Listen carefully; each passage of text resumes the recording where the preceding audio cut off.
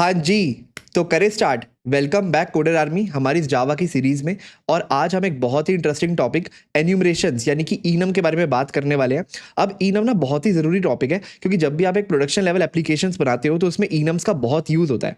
अब हम इनम को बस सिंटेक्स के थ्रू नहीं समझेंगे, हम उसके डेप्थ में जाएंगे, समझेंगे जावा उसको अंदर से कैसे इंप्लीमेंट करता है, क्या उसके फ़ायदे होते हैं, उसकी सारी चीज़ों को डेप्थ में अच्छे से समझेंगे। आपको बहुत मज़ा आएगा। तो चलो फटाफट चलते हैं स्क्रीन पे और शुरू करते हैं। हाँ जी, तो देखो मैंने यहाँ पे अपना डेमो डॉट जावा करके खाली प्रोजेक्ट बना रखा है, ठीक है। इनम को समझने से पहले पहले हमें ये समझना पड़ेगा कि प्रॉब्लम क्या थी, है ना, कि इनम को आना पड़ा, ठीक है। अब आप ऐसे मान के चलो कि ना मैं एक एप्लीकेशन बना रहा हूँ, ठीक है, जिसमें मुझे पेमेंट को कैप्चर करना है कि पेमेंट सक्सेसफुल हुई या नहीं हुई, ठीक है। अब पेमेंट को कैप्चर करना है मतलब उसके पास कुछ स्टेटस हो सकते हैं कि या तो देखो सक्सेस हो गई होगी, है ना, या फिर हम बोल सकते हैं फेल्ड हो गई होगी, या फिर पेंडिंग स्टेट में पड़ी होगी, है ना। यही तीनों सिनेरियो हो सकते हैं और तो कोई सिनेरियो हो ही नहीं सकता।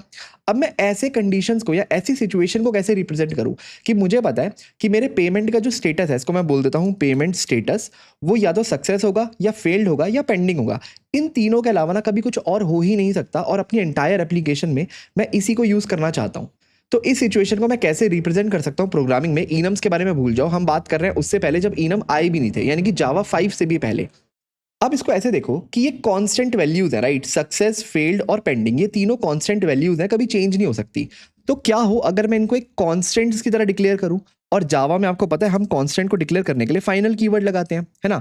अब ऑब्वियसली ये जो कांस्टेंट्स होंगे इनको मैं क्लास के अंदर रख दूंगा। लेट्स से उस क्लास को मैं बोलूंगा पेमेंट स्टेटस, और उसमें 3 कांस्टेंट रख दूंगा, सक्सेस, फेल्ड और पेंडिंग, ठीक है। तो मैं ये कर सकता हूं। तो सबसे पहले मैं काम करता हूं, मैं एक अपनी क्लास बनाता हूं, लेट्स से पेमेंट स्टेटस के नाम से, और उसमें 3 कांस्टेंट डिस्क्राइब करता हूं। तो लेट्स से मैं बोलता हूं पब्लिक फाइनल। अब मैंने कांस्टेंट बनाया तो मेरे को, आपको पता है कन्वेंशन क्या है कि मैं उसका नाम हमेशा अपर केस में रखने की कोशिश करता हूं। तो मैं रखता हूं लेट्स से सक्सेस, ठीक है। अब मुझे इसकी एक वैल्यू देनी पड़ेगी। लेट्स से इसकी वैल्यू मैं दे देता हूं 1, ठीक है। कोई भी एक इंटीजर वैल्यू दे देता हूं। अब ऑब्वियसली मैंने यहाँ पे इंटीजर नहीं लिखा, फाइनल इंट सक्सेस, ठीक है। अब इसी तरीके से मैं बाकी भी रिप्रेजेंट कर लेता हूं। Let's say public final int failed, और इसको मैं वैल्यू दे देता हूं 2 की, और सेम तरीके से मैं पेंडिंग की वैल्यू दे देता हूं 3 की। तो मैंने क्या किया, पेमेंट स्टेटस नाम की क्लास बनाई जिसमें सक्सेस, फेल्ड और पेंडिंग मैंने 3 कांस्टेंट्स रख लिए।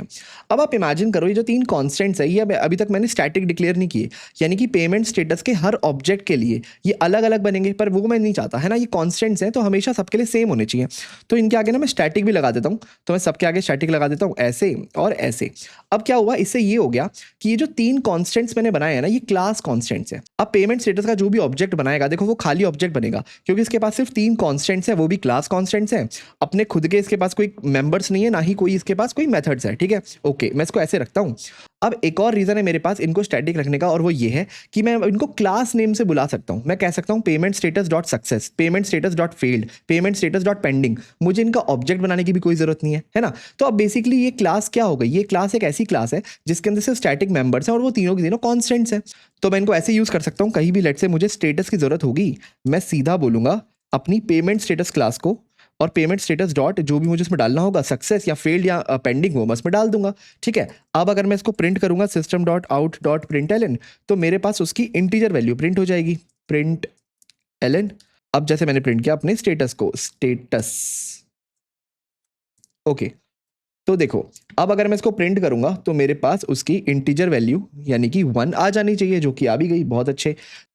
अब इसका मतलब जब भी मुझे अपने कोड में कभी भी पेमेंट स्टेटस की जरूरत होगी, मैं सीधा पेमेंट स्टेटस डॉट, अगर मुझे सक्सेस चाहिए तो सक्सेस बुला लूंगा, फेल्ड चाहिए या पेंडिंग या चाहिए जो भी चाहिए मैं उसको सीधा कॉल कर लूंगा, ठीक है, और उसको किसी वेरिएबल में रख लूंगा, तो मेरा काम हो गया, ठीक है, बहुत बढ़िया।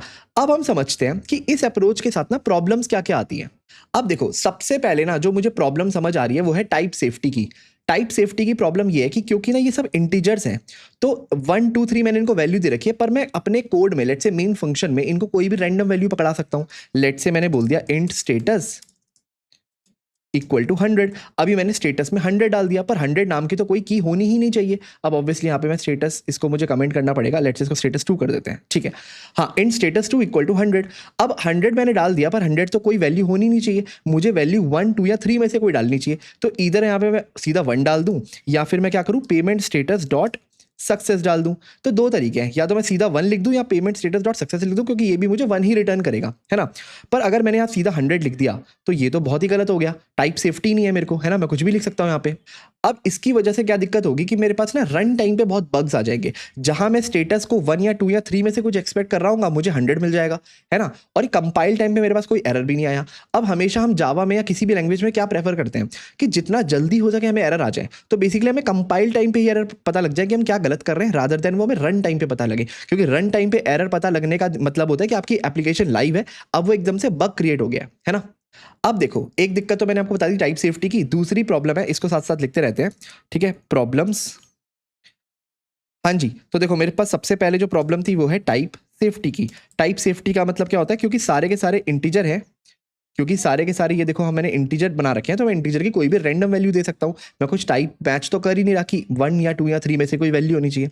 दूसरा प्रॉब्लम देखो, कहीं मैंने अगर कोड में ऐसा लिखा हुआ है if status is equal to, ठीक है, तो यहाँ पे मैं कहना क्या चाहता हूँ, अगर स्टेटस की वैल्यू 2 है, 2 मतलब फेल्ड है, ठीक है, तो ये तो मुझे कैसे पता लगा, जब मैंने इस पेमेंट स्टेटस के इनम को देखा कि 2 का मतलब क्या है, 2 के नाम पे कौन सा कांस्टेंट सेव्ड है। पर मान लो कोई कोड इसको देख रहा है तो उसको तो कुछ समझ ही नहीं आएगा यहाँ पे 2 क्या है ना।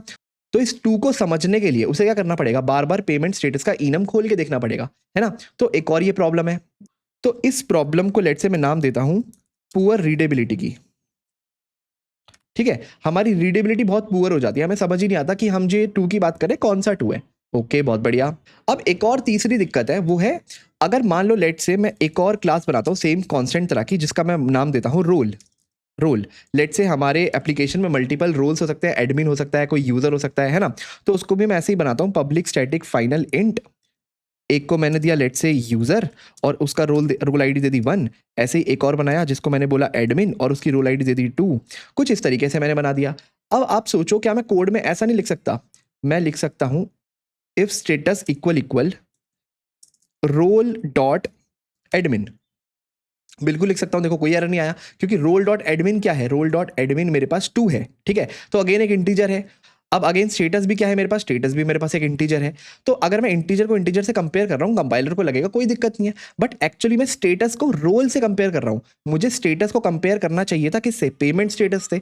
तो अगर मैंने गलती से ऐसा कोड लिख भी दिया ना तो भी ये चल जाएगा, राइट। यहाँ पे रोल डॉट एडमिन का नंबर क्या है 2, तो मुझे स्टेटस में मिल जाएगा 2, और 2 का मतलब होता है फेल्ड, मैं सोचूंगा स्टेटस हो गया मेरा फेल्ड। तो समझ रहे हो यहाँ पे दिक्कत क्या आ रही है, कोई ग्रुपिंग ही नहीं हो पा रही, ठीक है। तो उसको मैं बोल देता हूँ नो ग्रुपिंग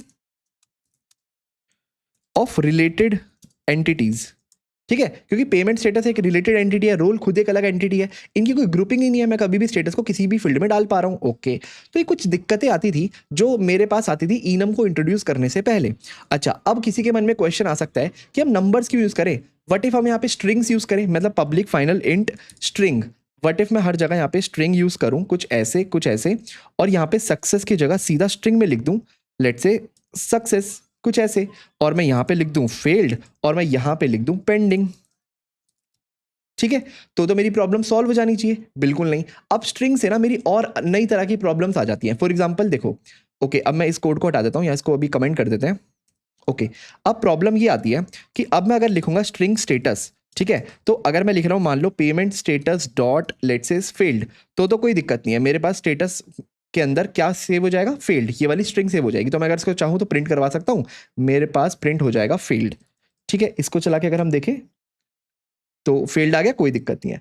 पर प्रॉब्लम तब आती है व्हाट इफ मैं करूं if status equal to SUCCESS, इस तरह से अगर मैं ऐसे कंपेयर कर रहा हूं तो क्या मेरा कभी स्टेटस इक्वल सक्सेस कंपेयर हो पाएगा। मान लो यहाँ पे फेल्ड ना होकर के सक्सेस भी होता, सॉरी सक्सेस भी होता, है ना, तो मेरा स्टेटस सक्सेस है, यानी कि वो इस इफ में जाना चाहिए, पर नहीं जाएगा, क्योंकि देखो ये सक्सेस और ये सक्सेस, ये दोनों अलग अलग है, ये अपर एस से शुरू हो रहा है और ये लोअर एस से शुरू हो रहा है, ठीक है। फिर आप कहोगे कि मैं कंपेयर कर सकता हूं इनको इनके केस को इग्नोर करके, पर अगेन बहुत सारी कॉम्प्लिकेशंस है, राइट। मैं हो सकता है कभी केस मिसमैच कर दूं, तो फिर मुझे हर जगह केस मैचिंग करके उन्हें कंपेयर करना पड़ेगा, तो ये भी बहुत दिक्कत है। दूसरी प्रॉब्लम स्ट्रिंग के साथ सबसे बड़ी पता है क्या है, जब मैं स्टेटस को सक्सेस के साथ कंपेयर करता हूं ना, तो स्ट्रिंग कंपैरिजन टाइम लेता है, ठीक है, थोड़ा सा स्लो होता है, क्योंकि वो क्या करेगा, लेटर टू लेटर कंपेयर करेगा, जो भी स्टेटस के अंदर लिखा होगा सक्सेस, उसको इस सक्सेस से लेटर टू लेटर कंपेयर करेगा, क्योंकि उसको एग्जैक्ट कॉपी चाहिए। तो स्ट्रिंग कंपैरिजन थोड़ा सा स्लो है, ठीक है। अब ये सब जो प्रॉब्लम्स हमारे साथ आती हैं कि हम ना इंटीजर यूज़ कर सकते हैं ना स्ट्रिंग यूज़ कर सकते हैं, मतलब कर सकते हैं पर उसमें हमें काफ़ी ज़्यादा इश्यूज होंगे, राइट। हमें काफ़ी ज़्यादा बग्स आने के चांसेस होंगे। हमें देखना पड़ेगा कि हम कोड में कहीं भी ऐसी कोई गलती ना करते हैं जो भी हमने ऊपर दिखाई, ठीक है। अब इन दोनों में चाहे आप स्ट्रिंग रिप्रेजेंट करो चाहे आप इंटीजर रिप्रेजेंट करो, एक और प्रॉब्लम है, पता है क्या। लेट्स से इसी में मैं एक और रोल डालता हूं, तो पब्लिक स्टैटिक फाइनल इंट, और इस बार मैं रेल से रोल डालता हूं मैनेजर का, मैनेजर, और उसको भी मैंने नंबर दे दिया 2, तो भी मुझे कोई इशू नहीं आया, ठीक है। तो देखो मैं डुप्लीकेट वैल्यूज भी इस रोल के अंदर डाल पा रहा हूं और डुप्लीकेट वैल्यू अलाउड हो जा रही है। अब ऑब्वियसली मुझे खुद से ख्याल रखना पड़ेगा कोई डुप्लीकेट वैल्यू ना आ जाए, पर मान लो अगर मैंने गलती से डाल दिया तो कंपाइलर मुझे कोई एरर नहीं देगा। तो मैं रोल डॉट एडमिन करूंगा तो भी मुझे 2 मिलेगा, रोल डॉट मैनेजर करूंगा तो भी मुझे 2 मिलेगा। तो बहुत सारी दिक्कत है। और सेम प्रॉब्लम स्ट्रिंग के साथ भी है। मैं चाहूं तो कोई एक और नई स्ट्रिंग बनाऊं, उसमें भी पेंडिंग डाल दूं, कोई दिक्कत नहीं होगी, है ना। तो ये बहुत सारी जो दिक्कतें हमने देखी, इनको सॉल्व करता है हमारी इनम क्लास जो इंट्रोड्यूस हुई थी जावा 5 में। अब थोड़ा सा ना एक बार उसके बारे में बात करते हैं कि इनम एक्चुअली है क्या। हाँ जी, तो देखो मैंने यहाँ पे क्या किया, डेमो 2.java करके एक नई क्लास बनाई है ताकि हम यहाँ पे इनम को इंट्रोड्यूस कर सकें। तो सबसे पहले देखते हैं इनम। इनम का मतलब क्या होता है। सबसे पहले इनम की फुल फॉर्म होती है एन्यूमरेशंस, ठीक है, जिसको हम कई बार एन्यूमरेटेड टाइप भी बोल देते हैं, ठीक है। हम इसको डिफाइन करते हैं। तो इनम एक्चुअली है क्या, पता है। Enum is a pre defined set of constants. अगर हम इसकी बहुत ही सिंपल डेफिनेशन दें, कॉन्स्टेंट्स, तो ये pre defined set of constants हैं। जैसे हमने यहाँ पे कॉन्स्टेंट्स बनाए थे इस तरीके से, हाँ, public static final string, public static final string वगैरह वगैरह, हमने कोशिश की थी हम कॉन्स्टेंट्स बनाए। तो ये भी एक predefined set of constants ही हैं, ठीक है। अब अगर हम इसका बेसिक सिंटेक्स देखें तो यहाँ पे हमने क्या बनाया था, हमने बोला था class payment status. Let's say payment status नाम का ही हम एक इनम बनाते हैं। तो मेरा जो कीवर्ड होगा वो होगा इनम पेमेंट स्टेटस, कुछ इस तरीके से। तो मैं यहाँ पे क्लास की जगह लिखूंगा इनम और अपना पेमेंट स्टेटस वैसे का वैसा लिख दूंगा, ठीक है। अब मेरे पास यहाँ पे क्या क्या वैल्यूज थी, सक्सेस, फेल्ड और पेंडिंग। तो एक काम करते हैं, इन तीनों वैल्यू को यहाँ लिखते हैं, success comma failed comma pending. तो कुछ पेंडिंग, हाँ, तो कुछ इस तरीके से मेरा सिंटेक्स होता है इनम का। देखो मुझे कोई एरर नहीं आया, मतलब ये बिल्कुल सही है। अब आप कहोगे भैया यहाँ पे मैंने कुछ नहीं लिखा, पब्लिक स्टैटिक फाइनल है ना, और ये सक्सेस क्या है, फेल्ड क्या है, ये तो मैंने सिर्फ इसके नाम लिख दिए। अब जाएंगे अच्छे से सिंटेक्स में, इसके डेप्थ में समझेंगे, पर अभी देखते हैं एक्चुअली हमने बनाया क्या है। तो ये है हमारा एक इनम, ठीक है। अब इनम का नाम क्या है, पेमेंट स्टेटस। जैसे क्लास का नाम यहाँ पे लिखा होता है वैसे यहाँ पे इनम का नाम है पेमेंट स्टेटस, और इसके पास 3 कॉन्स्टेंट्स है, सक्सेस है, फेल्ड है और पेंडिंग है, ठीक है, ओके। अब पहले मैं अपना जो क्लास थी उसको कैसे यूज करता था, अगर मैं इसको भी यहाँ पे कॉपी कर लूँ, लेट्स से मैंने एक इनम भी बना रखा है और मैंने अपनी एक क्लास भी बना रखी है पेमेंट स्टेटस के नाम से। अब इसको मैं एक काम करता हूँ, पेमेंट स्टेटस 2 दे देता हूँ क्योंकि इसका नाम भी पेमेंट स्टेटस है, ओके। तो एक इनम है और एक क्लास है। अब देखो पहले मैं क्या करता था, पहले मैं ऐसे करता था ना, int status equal to payment status 2 dot let's say success, कुछ इस तरीके से मैं स्टोर करवाता था एक इंटीजर वैल्यू में, है ना, ओके, बहुत बढ़िया। यहाँ पे क्या रहा है, टाइप मिसमैच। अच्छा ये सब इंट में स्ट्रिंग में हो रखे हैं, हमें इसको वापस से इंट में डाल देना चाहिए।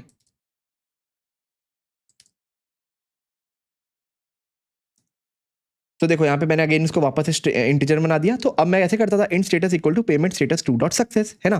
पहले मैं ये करता था।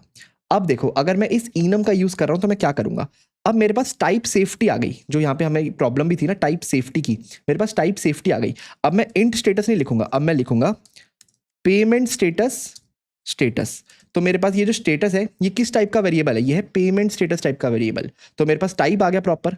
अब मैं इसको ऐसे लिख सकता हूँ, equal to payment status dot let's say success, कुछ इस तरीके से। अब इस स्टेटस के पास कौन सी वैल्यू है, सक्सेस वैल्यू है। अब अगर मैं इसको प्रिंट करता हूँ, let's say system dot out dot print ln, तो इसको प्रिंट करने का मेरे पास एक तरीका है, मैं सीधा लिखूंगा स्टेटस डॉट नेम, ठीक है। अब ये नेम फंक्शन क्या है और ये फंक्शंस कैसे बनाते हैं हम इसके अंदर सब देखेंगे, पर अभी आप बस मानो कि मैं इसको प्रिंट करने की कोशिश कर रहा हूं और मेरे पास प्रिंट हो जाएगा सक्सेस, बहुत बढ़िया। तो आप देख रहे हो मेरे पास टाइप सेफ्टी आ गई। अब मैं देखो पेमेंट स्टेटस नाम का एक स्टेटस वेरिएबल डिक्लेयर कर सकता हूँ और उसमें कोई भी वैल्यू दे सकता हूँ, चाहे सक्सेस, चाहे मैं यहाँ पे फेल्ड भी दे सकता हूँ और चाहे मैं यहाँ पे पेंडिंग भी दे सकता हूँ, ओके। अब टाइप सेफ्टी कैसे आ गई मेरे पास, देखो मैं क्या यहाँ पे एक बार इस लाइन को कॉपी कर लेते हैं और इसको कमेंट करते हैं। यहाँ पे देखते हैं, क्या मैं इस लाइन में यहाँ पे पेमेंट स्टेटस डॉट फील्ड की जगह 100 लिख सकता हूँ। देखो बिल्कुल नहीं लिख सकता, मुझे एरर आ जाएगा, पर मैं यहाँ पे लिख पा रहा था। ये देखो इंट स्टेटस इक्वल टू 100 में लिख पा रहा था, पर मैं यहाँ पे नहीं लिख सकता। एरर क्या आएगा भाई, टाइप मिसमैच का एरर आएगा, can not convert from int to payment status. ये एक्सपेक्ट कर रहा है एक पेमेंट स्टेटस का टाइप, पर आप इसको एक इंटीजर दे रहे हो, तो मैं कंपाइल टाइम पे मुझे एरर आ गया, तो ये कहेगा भाई इनमें से ही कोई वैल्यू दो, या फिर मुझे पेमेंट स्टेटस डॉट फेल्ड दो, पेमेंट स्टेटस सक्सेस दो, या फिर पेमेंट स्टेटस डॉट लेट्स से पेंडिंग दो, तो इनमें से ही कोई वैल्यू दो तभी मैं चलूंगा, है ना। तो हमारी टाइप सेफ्टी हमें मिल गई। ऑल्सो क्या मैं यहाँ पे ऐसा भी कुछ लिख सकता हूँ, payment status equal to let's say error, ऐसी कोई स्ट्रिंग मैं लिख सकता हूँ? बिल्कुल नहीं लिख सकता। अगेन मेरे पास टाइप मिसमैच का एरर आ जाएगा। तो मेरे को क्या हुआ, मैं कोई ऐसी रैंडम वैल्यू भी यहाँ पे नहीं डाल पा रहा जो कि मैं यहाँ पे डाल पा रहा था। मैंने स्टेटस 2 में सीधा 100 डाल दिया था, या फिर मैंने इस स्टेटस को सीधा एक छोटे सक्सेस से कंपेयर कर दिया था। ऐसा मैं कुछ कर ही नहीं पा रहा, क्योंकि देखो मेरे पास सीधा टाइप मिसमैच का एरर आ जाएगा। अगर मान लो यहाँ पे सही भी होता, let's say payment status dot failed भी लिखा होता, ये कोटेशन में नहीं आएगा, ठीक है। पर अब अगर मैं इसको ऐसे लिखता, इफ में if status is equal let's say SUCCESS success, अभी भी ये एरर देता, राइट, कंपाइल टाइम एरर, क्योंकि again type mismatch, incompatible operand, आप स्ट्रिंग को कंपेयर करने की कोशिश कर रहे हो पेमेंट स्टेटस से, है ना, तो ये अगेन एक एरर है। तो मेरे पास जो भी मुझे एरर यहाँ नहीं मिल रहे थे वो मुझे यहाँ पे एरर मिल रहे हैं, यानी कि मेरे को कंपाइल टाइम पे पता लग जाएगा कि मैं कुछ गलत कर रहा हूँ। गलत मैं बस ये कर रहा हूँ कि ये जो स्टेटस नाम का वेरिएबल है, ये या तो सक्सेस होल्ड कर सकता है, सक्सेस होल्ड कर सकता है, फेल्ड होल्ड कर सकता है, या पेंडिंग होल्ड कर सकता है। इन तीनों के अलावा अगर कुछ भी आप होल्ड करने की कोशिश करोगे, आपको कंपाइल टाइम पे एरर आ जाएगा। ओके, ठीक है। आई होप आपको ये थोड़ा बहुत समझ आ गया होगा। अब इसको ना थोड़ा सा और डेप्थ में जाके समझते हैं कि इनम एक्चुअली होता क्या है। हाँ जी, तो हम अपने इनम्स को समझने वाले हैं, तो उससे पहले ना मैं एक सिंपल सा इनम बना लेता हूँ, ठीक है। तो मैं क्या करता हूँ, लेट्स से मैंने एक इनम बनाया है जिसका नाम है डायरेक्शन। अब हम इसी इनम पे काम करेंगे पूरे अपने लेक्चर में, ठीक है। इनम डायरेक्शन, और उसमें मैं 4 वैल्यू दे देता हूँ। एक है नॉर्थ, साउथ, ईस्ट और वेस्ट। ये 4 मेरे पास डायरेक्शन हो सकती हैं, ठीक है। तो मैंने एक डायरेक्शन नाम का इनम बनाया जिसमें मेरी नॉर्थ, साउथ, ईस्ट, वेस्ट 4 तरह की इसमें वैल्यूज डाल दी। अब हम समझते हैं ये इनम एक्चुअली होता क्या है। देखो, इनम कुछ नहीं होता, इनम एक स्पेशल टाइप की क्लास होती है। Enum is nothing but a class. तो आपने चाहे ये इनम लिखा हो, पर जब आप अपने कोड को कंपाइल करते हो, जावा इंटरनली इसको क्लास बना देता है। यानी कि जावा क्या करेगा, इस लाइन को ट्रांसलेट कर देगा इनटू, इनम की जगह वो लिख देगा क्लास डायरेक्शन। कुछ इस तरीके से काम होता होगा। ओके, बहुत बढ़िया। तो हम ये तो समझ गए भैया, इनम कुछ नहीं है, क्लास ही है। जावा ने बस आपको एक स्पेशल कीवर्ड दे रखा है कि आप इनम लिखो ताकि आप थोड़ा सा सेपरेट कर पाओ क्लासेस से, बट अंदर से कंपाइल होके वो एक क्लास ही बनती है जिसका नाम होता है डायरेक्शन। ओके, अब अगला एक पॉइंट मुझे आपको बोलना है। आप जब भी कोई इनम बनाते हो, हर enum Java dot lang package के अंदर एक क्लास होती है इनम क्लास, उसको ओवरराइड करता है, ओवरराइड्स, ठीक है। हर इनम, चाहे आप खुद से बनाओ, चाहे पहले से जो जावा ने खुद से इनबिल्ट इनम्स बना रखे हैं, हर enum Java dot lang package में इनम नाम की एक क्लास होती है, उसे वो इनम ओवरराइड करता है, ठीक है। ये अंदर से करता है। हमने जावा डॉट लैंग पैकेज पहले भी देखा है, ये अपने आप इंपोर्टेड होता है, आपको इसे खुद से इंपोर्ट करने की जरूरत नहीं पड़ती। इसी में आपकी याद है सिस्टम क्लास भी आती है, जब हम भी लिखते हैं system dot out dot print ln कुछ भी प्रिंट करने के लिए, तो वो जो सिस्टम क्लास होती है वो भी हमारी इसी पैकेज के अंदर होती है, ठीक है। तो आपको इसे खुद से इंपोर्ट करने की जरूरत नहीं है, आप डायरेक्टली इनम्स बना सकते हो।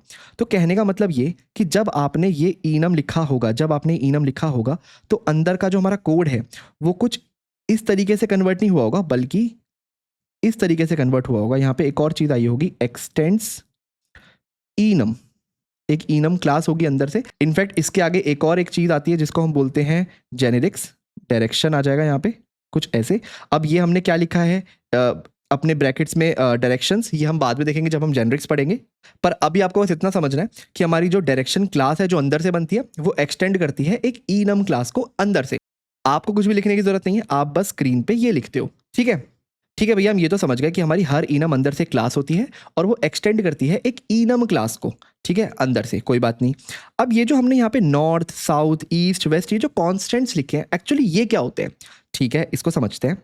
देखो, ये हमारे जितने भी कॉन्स्टेंट्स हैं, नॉर्थ, साउथ, ईस्ट, वेस्ट, ये जो कॉन्स्टेंट्स होते हैं, ईच कॉन्स्टेंट्स, ये बाय डिफॉल्ट अंदर से क्या होते हैं, are static and final, by default. तो आपको वो लिखने की जरूरत नहीं होती। तो बाय डिफॉल्ट यहाँ पे क्या लिखा होता होगा, static final north, static final south, east, west वगैरह वगैरह।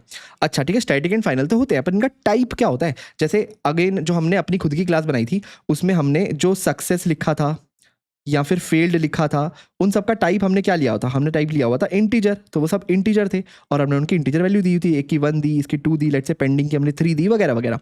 इन सब का टाइप क्या होता है? ओके, तो ये देखते हैं।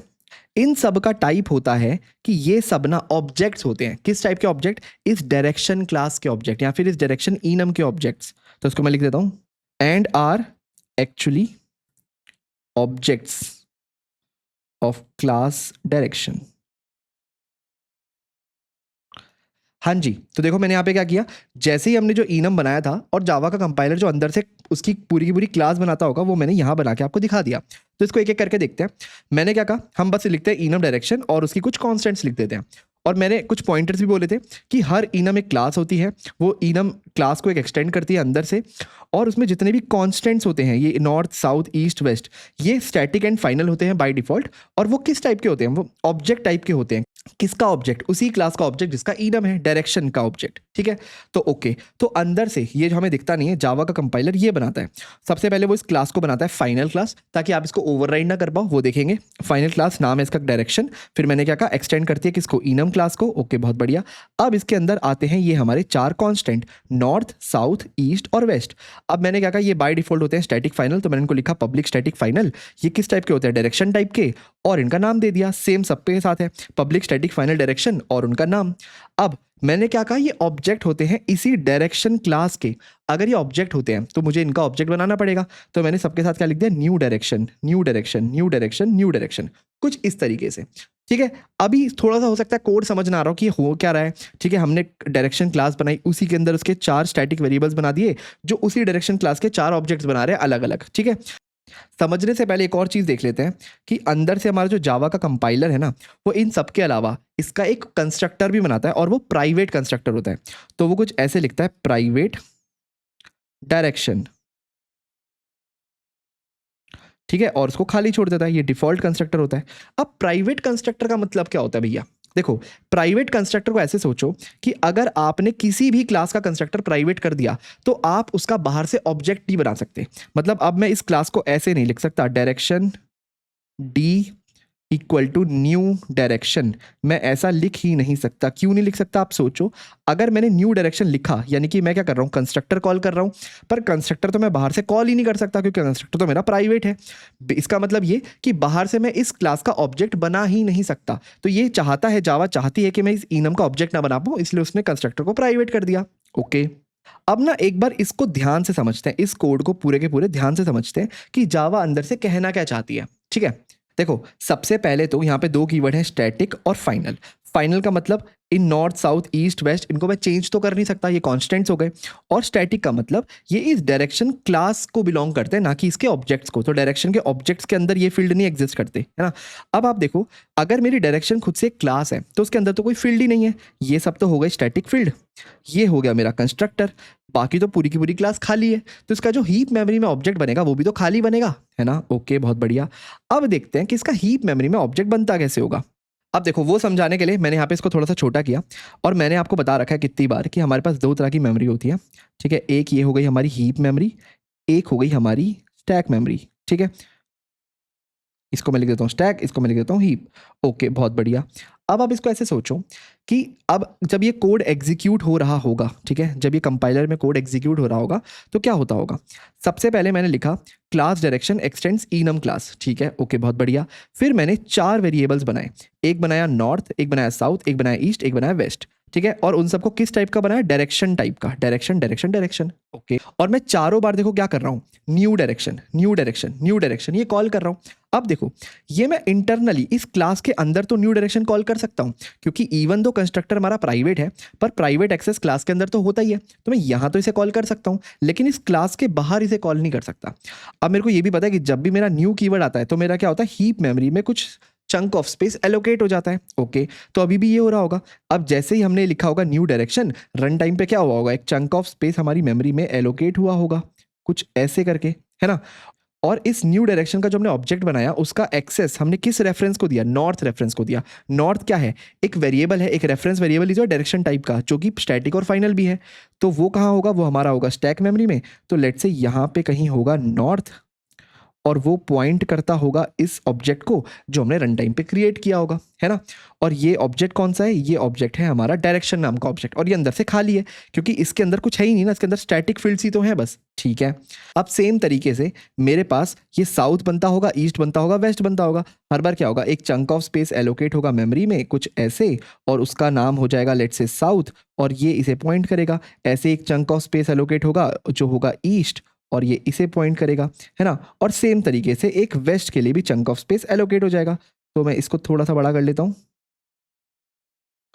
कुछ इस तरीके से, ठीक है। तो नॉर्थ, साउथ, ईस्ट, वेस्ट, चार मेरे स्टैक में वेरिएबल्स होंगे जो इन चार ऑब्जेक्ट्स को पॉइंट करते होंगे, और ये चार ऑब्जेक्ट्स किस टाइप के होंगे, डायरेक्शन टाइप के होंगे, ठीक है। तो ये होता होगा मेरा बिहाइंड द सीन्स, ठीक है। अब जब भी मुझे इन चार north, south, east, west variable को एक्सेस करना होता होगा तो मैं क्लास नेम के थ्रू एक्सेस कर लेता हूँ। मैं लिखता हूँ डायरेक्शन डॉट नॉर्थ, है ना, क्योंकि क्लास नेम डॉट हमारे वेरिएबल का नाम, क्योंकि ये सब स्टैटिक है। तो जैसे ही मैं लिखूंगा डायरेक्शन डॉट नॉर्थ, मैं कहाँ पहुंच जाऊंगा, मैं इस वेरिएबल के पास पहुंच जाऊंगा, ठीक है। अब इस नॉर्थ, ये एक्चुअली नॉर्थ है क्या, एक रेफरेंस वेरिएबल ही तो है, और ये किसको पॉइंट करता है, एक डायरेक्शन नाम के ऑब्जेक्ट को पॉइंट करता है, ठीक है, बहुत बढ़िया। अब आप इमेजिन करो, अब मेरे मेन कोड में, लेट्स से मैं अपने यहाँ पे मेन के अंदर हूँ, ठीक है, कहीं ना कहीं मैं कुछ ऐसा लिखता हूँगा, मैं लिखता हूँगा डायरेक्शन डी इक्वल टू, अच्छा मुझे पता है मैं डायरेक्शन डी, ऑल्दो डायरेक्शन अंदर से क्लास है, चाहे मैंने इनम बनाया हो अंदर से तो क्लास है, तो क्या मैं यहाँ पे न्यू डायरेक्शन कर सकता हूँ, मैंने कहा नहीं कर सकता। क्यों नहीं कर सकता, क्योंकि मेरा कंस्ट्रक्टर प्राइवेट है, मैं ये डायरेक्शन कॉल कर ही नहीं सकता, तो मैं ऑब्जेक्ट तो उसका नया बना ही नहीं सकता। तो मुझे ये तो पता लग गया कि मैंने इसके जो चार ऑब्जेक्ट ही हीप में बनाए हैं ये इकलौते ऑब्जेक्ट्स हैं, इसके बाद में और कोई ऑब्जेक्ट ही नहीं बना सकता, क्योंकि अब ये क्लास हो गई है खत्म, है ना, इस क्लास को तो मैंने बंद कर दिया। और अब मेन में या कहीं भी कोड, इस क्लास से बाहर किसी भी कोड में मैं न्यू डायरेक्शन कॉल ही नहीं कर सकता, यानी कि मैं हीप में एक नया डायरेक्शन का ऑब्जेक्ट बना ही नहीं सकता। तो एग्जिस्ट तो अब बस ये चार ही करते रहेंगे। तो मैं क्या लिख सकता हूँ, मैं ये तो लिख नहीं सकता, है ना, तो इसकी जगह मैं यहाँ पे ऐसे लिख सकता हूँ direction D equal to direction dot, है ना। अब डायरेक्शन डॉट इन चारों वेरिएबल में से एक भी, नॉर्थ, साउथ, ईस्ट, वेस्ट, कुछ भी लिख सकता हूं। लेट्स से मैंने लिखा नॉर्थ, ठीक है। तो इसका मतलब हुआ कि इस डी रेफरेंस वेरिएबल में जो किस टाइप का है, डायरेक्शन टाइप का है, वो डाल दो जो डायरेक्शन डॉट नॉर्थ में पड़ा है। और डायरेक्शन डॉट नॉर्थ में क्या पड़ा है, एक ऑब्जेक्ट का एड्रेस पड़ा है। तो बेसिकली होगा क्या, मेरा यहाँ पे अगेन एक हीप में डी बनेगा जो इसी को पॉइंट करेगा जिसको नॉर्थ पॉइंट कर रहा है ना। यही होता है रेफरेंसेज में, डायरेक्शन डॉट नॉर्थ जिसको पॉइंट कर रहा है डी भी उसी को पॉइंट करने लगेगा, ठीक है। तो मेरा डी इसको पॉइंट करने लग गया। अब कल को अगर मैं लिखता हूँ लेट्स से एक और डायरेक्शन लेट्स से D2, और मैं लिख देता हूँ डायरेक्शन डॉट साउथ, तो होगा क्या, आपको पता है मेरा एक D2 नाम का वेरिएबल स्टैक में बनेगा और वो भी उसी को पॉइंट करेगा जिसको साउथ पॉइंट कर रहा है ना। ऐसे ही अगर मैं D3 लिखूं और डायरेक्शन डॉट दोबारा से नॉर्थ लिख दूं तो क्या होगा, मेरा एक और D3 बनेगा स्टैक में और वो भी उसी को पॉइंट करेगा जिसको नॉर्थ और डी दोबारा पहले से पॉइंट कर रहे थे, ठीक है। तो कुछ इस तरीके से काम होता होगा जब भी मैं अपने इनम्स कोई कोई वैल्यू देता हूँ, जैसे यहाँ पे डायरेक्शन D1 को दिया, D2 को दिया, D3 को दिया, है ना। पर भैया इन सब का मतलब क्या हुआ कि मैं कर रहा हूं कि जो भी मैं एक नया वेरिएबल बनाता हूं D1, D2, D3 वो डायरेक्शन टाइप का होता है, और मैं उसको इन चारों में से कोई एक वैल्यू दे देता हूं, नॉर्थ की, साउथ की, या फिर ईस्ट की या वेस्ट की। और एक वैल्यू देने का मतलब इन चार ऑब्जेक्ट में से किसी को पॉइंट करवा देता हूं, है ना। अब देखो इसका मतलब हुआ, वैसे तो खुद में ये खाली ऑब्जेक्ट्स हैं, इनके अंदर कोई वैल्यू नहीं है, क्योंकि डायरेक्शन क्लास के अंदर कुछ है ही नहीं, बस चार स्टैटिक वेरिएबल थे, और स्टैटिक वेरिएबल तो हमारे ऑब्जेक्ट में वैसे भी स्टोर नहीं होते, है ना। और दूसरा कंस्ट्रक्टर था, तो कुछ भी इसके अंदर वेरिएबल्स तो है ही नहीं जो ऑब्जेक्ट स्पेसिफिक हो। तो ऑल्दो ये चारों के चारों ऑब्जेक्ट्स हमारे हैं खाली, पर ये एज अ मार्कर एक्ट करते हैं, मार्कर, कि हमारा कोई भी वेरिएबल वो किस टाइप का है, उसकी डायरेक्शन क्या है, क्या वो नॉर्थ है, क्या वो साउथ है, क्या वो ईस्ट है, या क्या वो वेस्ट है। तो अब आप ऐसे सोचो, लेट्स से इसको मैं D1 ही कर देता हूँ, D1, और ये भी D1 है, ठीक है। अब आप ऐसे सोचो, ये जो D1 है ये मेरे नॉर्थ ऑब्जेक्ट को पॉइंट करता है, D2 मेरे साउथ ऑब्जेक्ट को पॉइंट करता है, D3 भी मेरे दोबारा नॉर्थ ऑब्जेक्ट को पॉइंट करता है। तो मैं कह सकता हूँ D1 और D3 दोनों नॉर्थ को पॉइंट कर रहे हैं। तो किसी तरह अगर मैं कोड में लिखूंगा if D1 is equal D3, तो मेरा आंसर ट्रू आना चाहिए, है ना, क्योंकि नॉर्थ इज इक्वल नॉर्थ, और आंसर ट्रू भी आएगा, क्योंकि हमें पता है इक्वल क्या करता है, रेफरेंसेस को कंपेयर करता है। और हम D1 और D3 दोनों के रेफरेंसेस को कंपेयर करेंगे कि क्या दोनों के रेफरेंस सेम ऑब्जेक्ट को पॉइंट करें, आंसर है यस कर रहे हैं, तो इसलिए मेरा आंसर ट्रू आएगा, बिल्कुल। तो बेसिकली इनम्स ना हमें बहुत सुपर पावर दे देते हैं एज अ मार्कर, कि हम किसी भी चीज को मार्क कर देते हैं एज अ मार्कर, कि हम किसी भी चीज़ को मार्क कर पाएँ कि किसी की डायरेक्शन क्या है। तो अगर हमें पूरे कोड बेस में आगे नॉर्थ की डायरेक्शन देनी है किसी को, तो हम सीधा बोलेंगे डायरेक्शन डॉट नॉर्थ। तो डायरेक्शन डॉट नॉर्थ का मतलब मैं इस ऑब्जेक्ट का रेफरेंस दे रहा हूँ उसको। अगर मुझे किसी को साउथ की डायरेक्शन देनी है, मैं बोलूंगा डायरेक्शन डॉट साउथ, मतलब मैं उसको इस ऑब्जेक्ट का रेफरेंस दे रहा हूँ। मतलब ये कि जिसके पास भी इस ऑब्जेक्ट का रेफरेंस है उसके पास की डायरेक्शन नॉर्थ है, जिसके पास इस ऑब्जेक्ट का रेफरेंस है उसके पास की डायरेक्शन ईस्ट है, एंड सो ऑन। ठीक है, तो बेसिकली हर ऑब्जेक्ट को मैंने एक डायरेक्शन बना दिया। जैसे मैंने डायरेक्शन नाम का इनम बनाया और उसके जो 4 पॉसिबल वैल्यूज थी वो 4 पॉसिबल मैंने ऑब्जेक्ट्स बना दिए। अब मैंने बोला कि मेरे पूरे कोड बेस में किसी को भी अगर कोई डायरेक्शन चाहिए होगी तो मैं क्या करूंगा, मैं सीधा इन चारों ऑब्जेक्ट में से किसी को भी उसे पॉइंट करा दूंगा। अगर उसे नॉर्थ चाहिए तो इसको पॉइंट करा दूंगा, मैं बोलूंगा ये नॉर्थ को फेस करता है। किसी को साउथ चाहिए तो इस ऑब्जेक्ट को पॉइंट करा दूंगा। तो ये ऑब्जेक्ट कुछ बता नहीं रहे, बस ये बता रहे हैं कि मार्कर क्या है, इस D1 का मार्क क्या है, मतलब किसको पॉइंट करता है, नॉर्थ को, साउथ को, ईस्ट को या वेस्ट को। ठीक है, सेम D2 का मार्कर क्या है, सेम D3 का मार्कर क्या है। तो ये बस एज अ मार्कर यूज होते हैं और किसी तरीके से नहीं। अब ये अंदर से हमें खुद से सब कुछ ना करना पड़े तो जावा ने हमको एक सिंपल सिंटेक्स दे दिया कुछ इस तरीके से। आप बस एक इनम लिखो डायरेक्शन और अपनी सारी पॉसिबल वैल्यूज यहां डाल दो, नॉर्थ, साउथ, ईस्ट, वेस्ट, इस तरीके से, और ये बाकी सारा काम जावा अंदर से कर लेगा, ये पूरा का पूरा काम। ठीक है, अब देखो इसका यूज केस कितना अच्छा है। मैं कोई भी ऐसे कॉन्स्टेंट्स इनम्स में रिप्रेजेंट कर सकता हूं जो मुझे पता है कि बहुत कॉम्प्लिकेटेड हो जाता है अगर मैं उसकी प्रॉपर एक क्लास बनाता।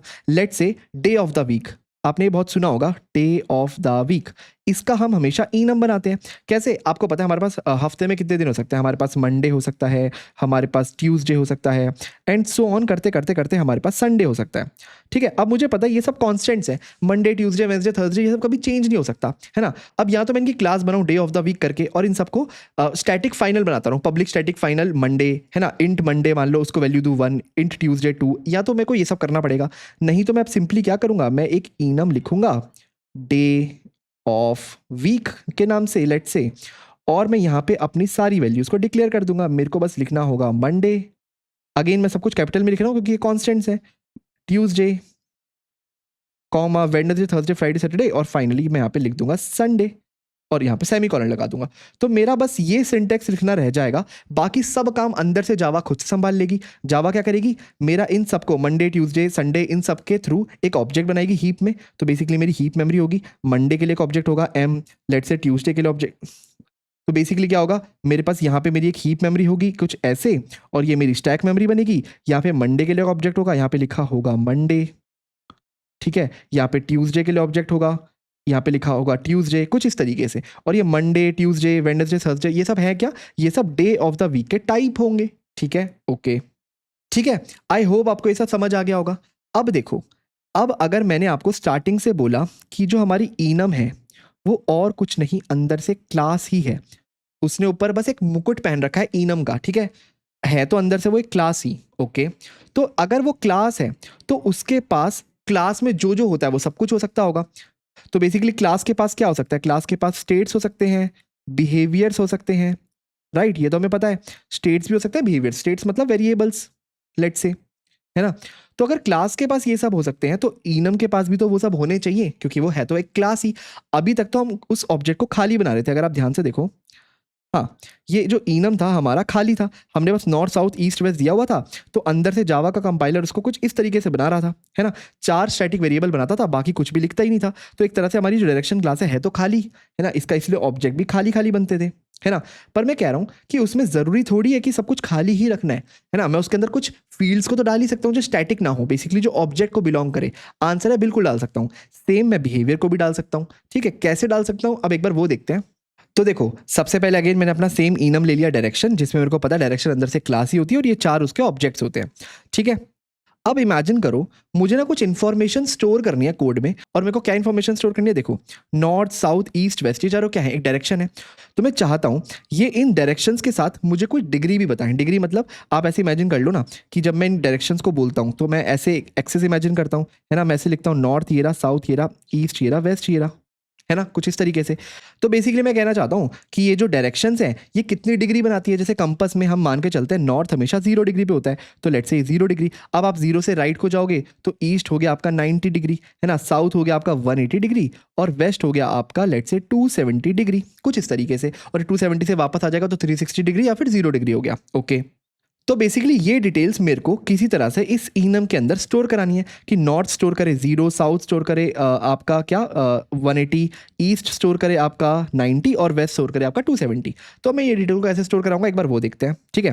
हाँ जी, तो देखो अगेन मैंने demo3.java करके खाली बना रखा है प्रोजेक्ट, और मैं यहीं पे हम उसको एक्सप्लोर करते हैं। तो अभी तक हमने क्या किया हुआ था, इंट डायरेक्शन, हमने 4 डायरेक्शन लेनी थी।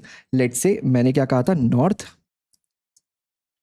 साउथ, ईस्ट एंड वेस्ट, कुछ इस तरीके से, और यहाँ पे आ गया सेमीकोलन। अब मैंने कहा था कि मुझे सिर्फ डायरेक्शन स्टोर नहीं करनी, मुझे इनके बारे में इनकी एक डिग्री भी स्टोर करनी है, ठीक है। जैसे नॉर्थ स्टोर करे 0 डिग्री एंड वगैरह वगैरह। ओके, अब तो देखो मैंने जब कहा था कि इनम खुद से क्लास है, तो अंदर से कोड कैसे होता है, क्लास डायरेक्शन जो एक्सटेंड करते हैं इनम क्लास को। अगर क्लास है तो मैं यहाँ पे उसकी एक फील्ड भी तो लिख सकता हूँ कुछ इस तरीके से, public let's say int degree, ठीक है, क्योंकि मुझे डिग्री को स्टोर करवाना है, बिल्कुल लिख सकता हूँ, देखो कोई एरर नहीं आया है ना। अब देखो यहाँ पे मैंने स्टैटिक नहीं लगाया है ना, स्टैटिक नहीं लगाया मतलब ये डायरेक्शन का पार्ट नहीं है, ये क्लास का वेरिएबल नहीं है, ये इन ऑब्जेक्ट्स का वेरिएबल है ना। और मुझे पता है north, south, east, west internally क्या है, ऑब्जेक्ट्स ही तो हैं इस डायरेक्शन के। तो इन सब के लिए डिग्री की वैल्यू अलग अलग होनी चाहिए। ओके, अगर अलग अलग होनी चाहिए तो मुझे इसे कंस्ट्रक्टर के थ्रू पास करना पड़ता है ना। तो पहले हम तक सिंटैक्स देखते हैं कि हम इसमें क्या करते हैं, और फिर हम देखेंगे कि जब ये कन्वर्ट होता होगा कंपाइलर के थ्रू तो बैक एंड पे क्या होता होगा, ठीक है। तो हम क्या करते हैं, हम इसके कंस्ट्रक्टर बनाते हैं, लेट्स से डायरेक्शन के नाम से, डायरेक्शन, और वो क्या करता होगा, वो हर बार एक डिग्री लेता होगा, इंट डिग्री, ठीक है। और हर बार हम क्या करेंगे, this dot degree equal two degree, जो हम नॉर्मल एक कंस्ट्रक्टर में करते हैं। ओके, अब देखो यहाँ पे एरर आ गया, क्योंकि ये चारों क्या है, ऑब्जेक्ट ही तो हैं इस डायरेक्शन के। अब जब ये ऑब्जेक्ट हम बना रहे हैं, हमने कंस्ट्रक्टर में डिग्री देनी चाहिए थी पर हमने दी नहीं, तो हम यहाँ पे उनको डिग्री दे सकते हैं। लेट्स से मैंने नॉर्थ में दे दिया 0 डिग्री, साउथ में दे दिया मैंने 180 डिग्री, ईस्ट में दे दिया 90 डिग्री, और मैंने वेस्ट में अपना दे दिया 270 डिग्री, कुछ इस तरीके से, ठीक है। देखो मेरे पास कोई एरर नहीं आया, बिल्कुल सही है। अभी ये अंदर से कैसे बन रहा होगा वो भी हम देखेंगे थोड़ी देर में, पर अभी देखो अब मैं इसको यूज कैसे कर सकता हूँ। मैं कर सकता हूँ कि लेट से मेरे पास है एक डायरेक्शन डी इक्वल टू, और लेट से उसका नाम देता हूँ डायरेक्शन डॉट नॉर्थ, तो नॉर्थ डायरेक्शन है मेरे पास, और मुझे लेट से उसकी डिग्री प्रिंट करनी है, तो system dot out dot print ln, और मैं कहता हूँ ये जो मेरे पास डी है ना, उसकी मुझे डिग्री ला करके दो, ठीक है। अब ऑब्वियसली देखो यहाँ पे जो ये डिग्री है ये पब्लिक है, तो मैं काम करता हूँ इसको प्राइवेट बना देता हूँ, और मैं यहाँ पे गेटर रख लेता हूँ, ठीक है। तो public let's say int get degree, क्योंकि ऑब्वियसली हमें फील्ड को प्राइवेट रखना चाहिए, which is a good thing है ना। और जो रिटर्न क्या करेगा, दिस डॉट डिग्री, कुछ इस तरीके से, ठीक है। तो अब मैं यहाँ पे डी डॉट क्या कर सकता हूँ, गेट डिग्री, और मेरे पास आंसर क्या आना चाहिए, मेरे पास डी में क्या सेव है, नॉर्थ, तो नॉर्थ की डिग्री क्या है 0, तो मेरे पास 0 आना चाहिए, बिल्कुल 0 आ गया, ठीक है। अगर मान लो मेरे पास यहाँ पे होता साउथ, तो क्या आंसर आना चाहिए था, मेरे पास साउथ की डिग्री आ जानी चाहिए थी, विच इज 180 डिग्री। ओके, बहुत बढ़िया, ठीक है। तो मेरा कोड बिल्कुल सही चल रहा है। तो अब एक बार फटाफट देखते हैं कि अंदर से जब मैंने ये कोड लिखा होगा तो अंदर से कंपाइलर ने क्या क्रिएट किया होगा। हाँ जी, तो देखो मैंने यहाँ पे क्या किया, मैंने वो बिल्कुल पूरा का पूरा कोड ले लिया जो हमने लिखा था अपने एडिटर में, और वो वाला कोड भी यहाँ पे मैंने दे दिया जो अंदर से चेंज हुआ होगा हमारे कंपाइलर के अंदर, ठीक है। तो इसको ऐसे मार्क कर लेते हैं, दिस इज अवर कोड, ठीक है, ये हमारा कोड है, ठीक है। और ये कंपाइलर ने जनरेट किया है, तो इसको मैं बोल देता हूँ compiler generated, compiler generated. Okay, ठीक है। अब इसको समझो, हमने ये किया था, हमने 4 डायरेक्शन ली थी, एक प्राइवेट इन डिग्री बनाया था, एक कंस्ट्रक्टर बनाया था जिसमें हमने डिग्री गेट किया था, और हमने गेट डिग्री नाम का मेथड बनाया था। अब आपको पता है हमने उसे यूज कैसे किया होगा, हमने एक डायरेक्शन डिक्लेयर किया था, डायरेक्शन डी, और उसमें कोई भी एक डायरेक्शन दे दी थी, जैसे हमने यहाँ पे दे दिया था नॉर्थ, डायरेक्शन डॉट नॉर्थ, और डी डॉट गेट डिग्री जब भी मैं करता था मेरे पास नॉर्थ की 0 डिग्री आ जाती थी। ओके, बहुत बढ़िया। अब जावा ने अंदर से, कंपाइलर ने अंदर से जो कोड जनरेट किया होगा, आपको पता है ये इनम डायरेक्शन को हम क्या करते हैं, final class direction x tends enum, ये तो हम करते ही करते हैं। उसके बाद हम ये 4 वेरिएबल्स डिक्लेयर करते हैं, static variable north, east, south, west, और सारे डायरेक्शन टाइप के होते हैं, और इक्वल टू न्यू डायरेक्शन हम इनका कंस्ट्रक्टर कॉल कर देते हैं।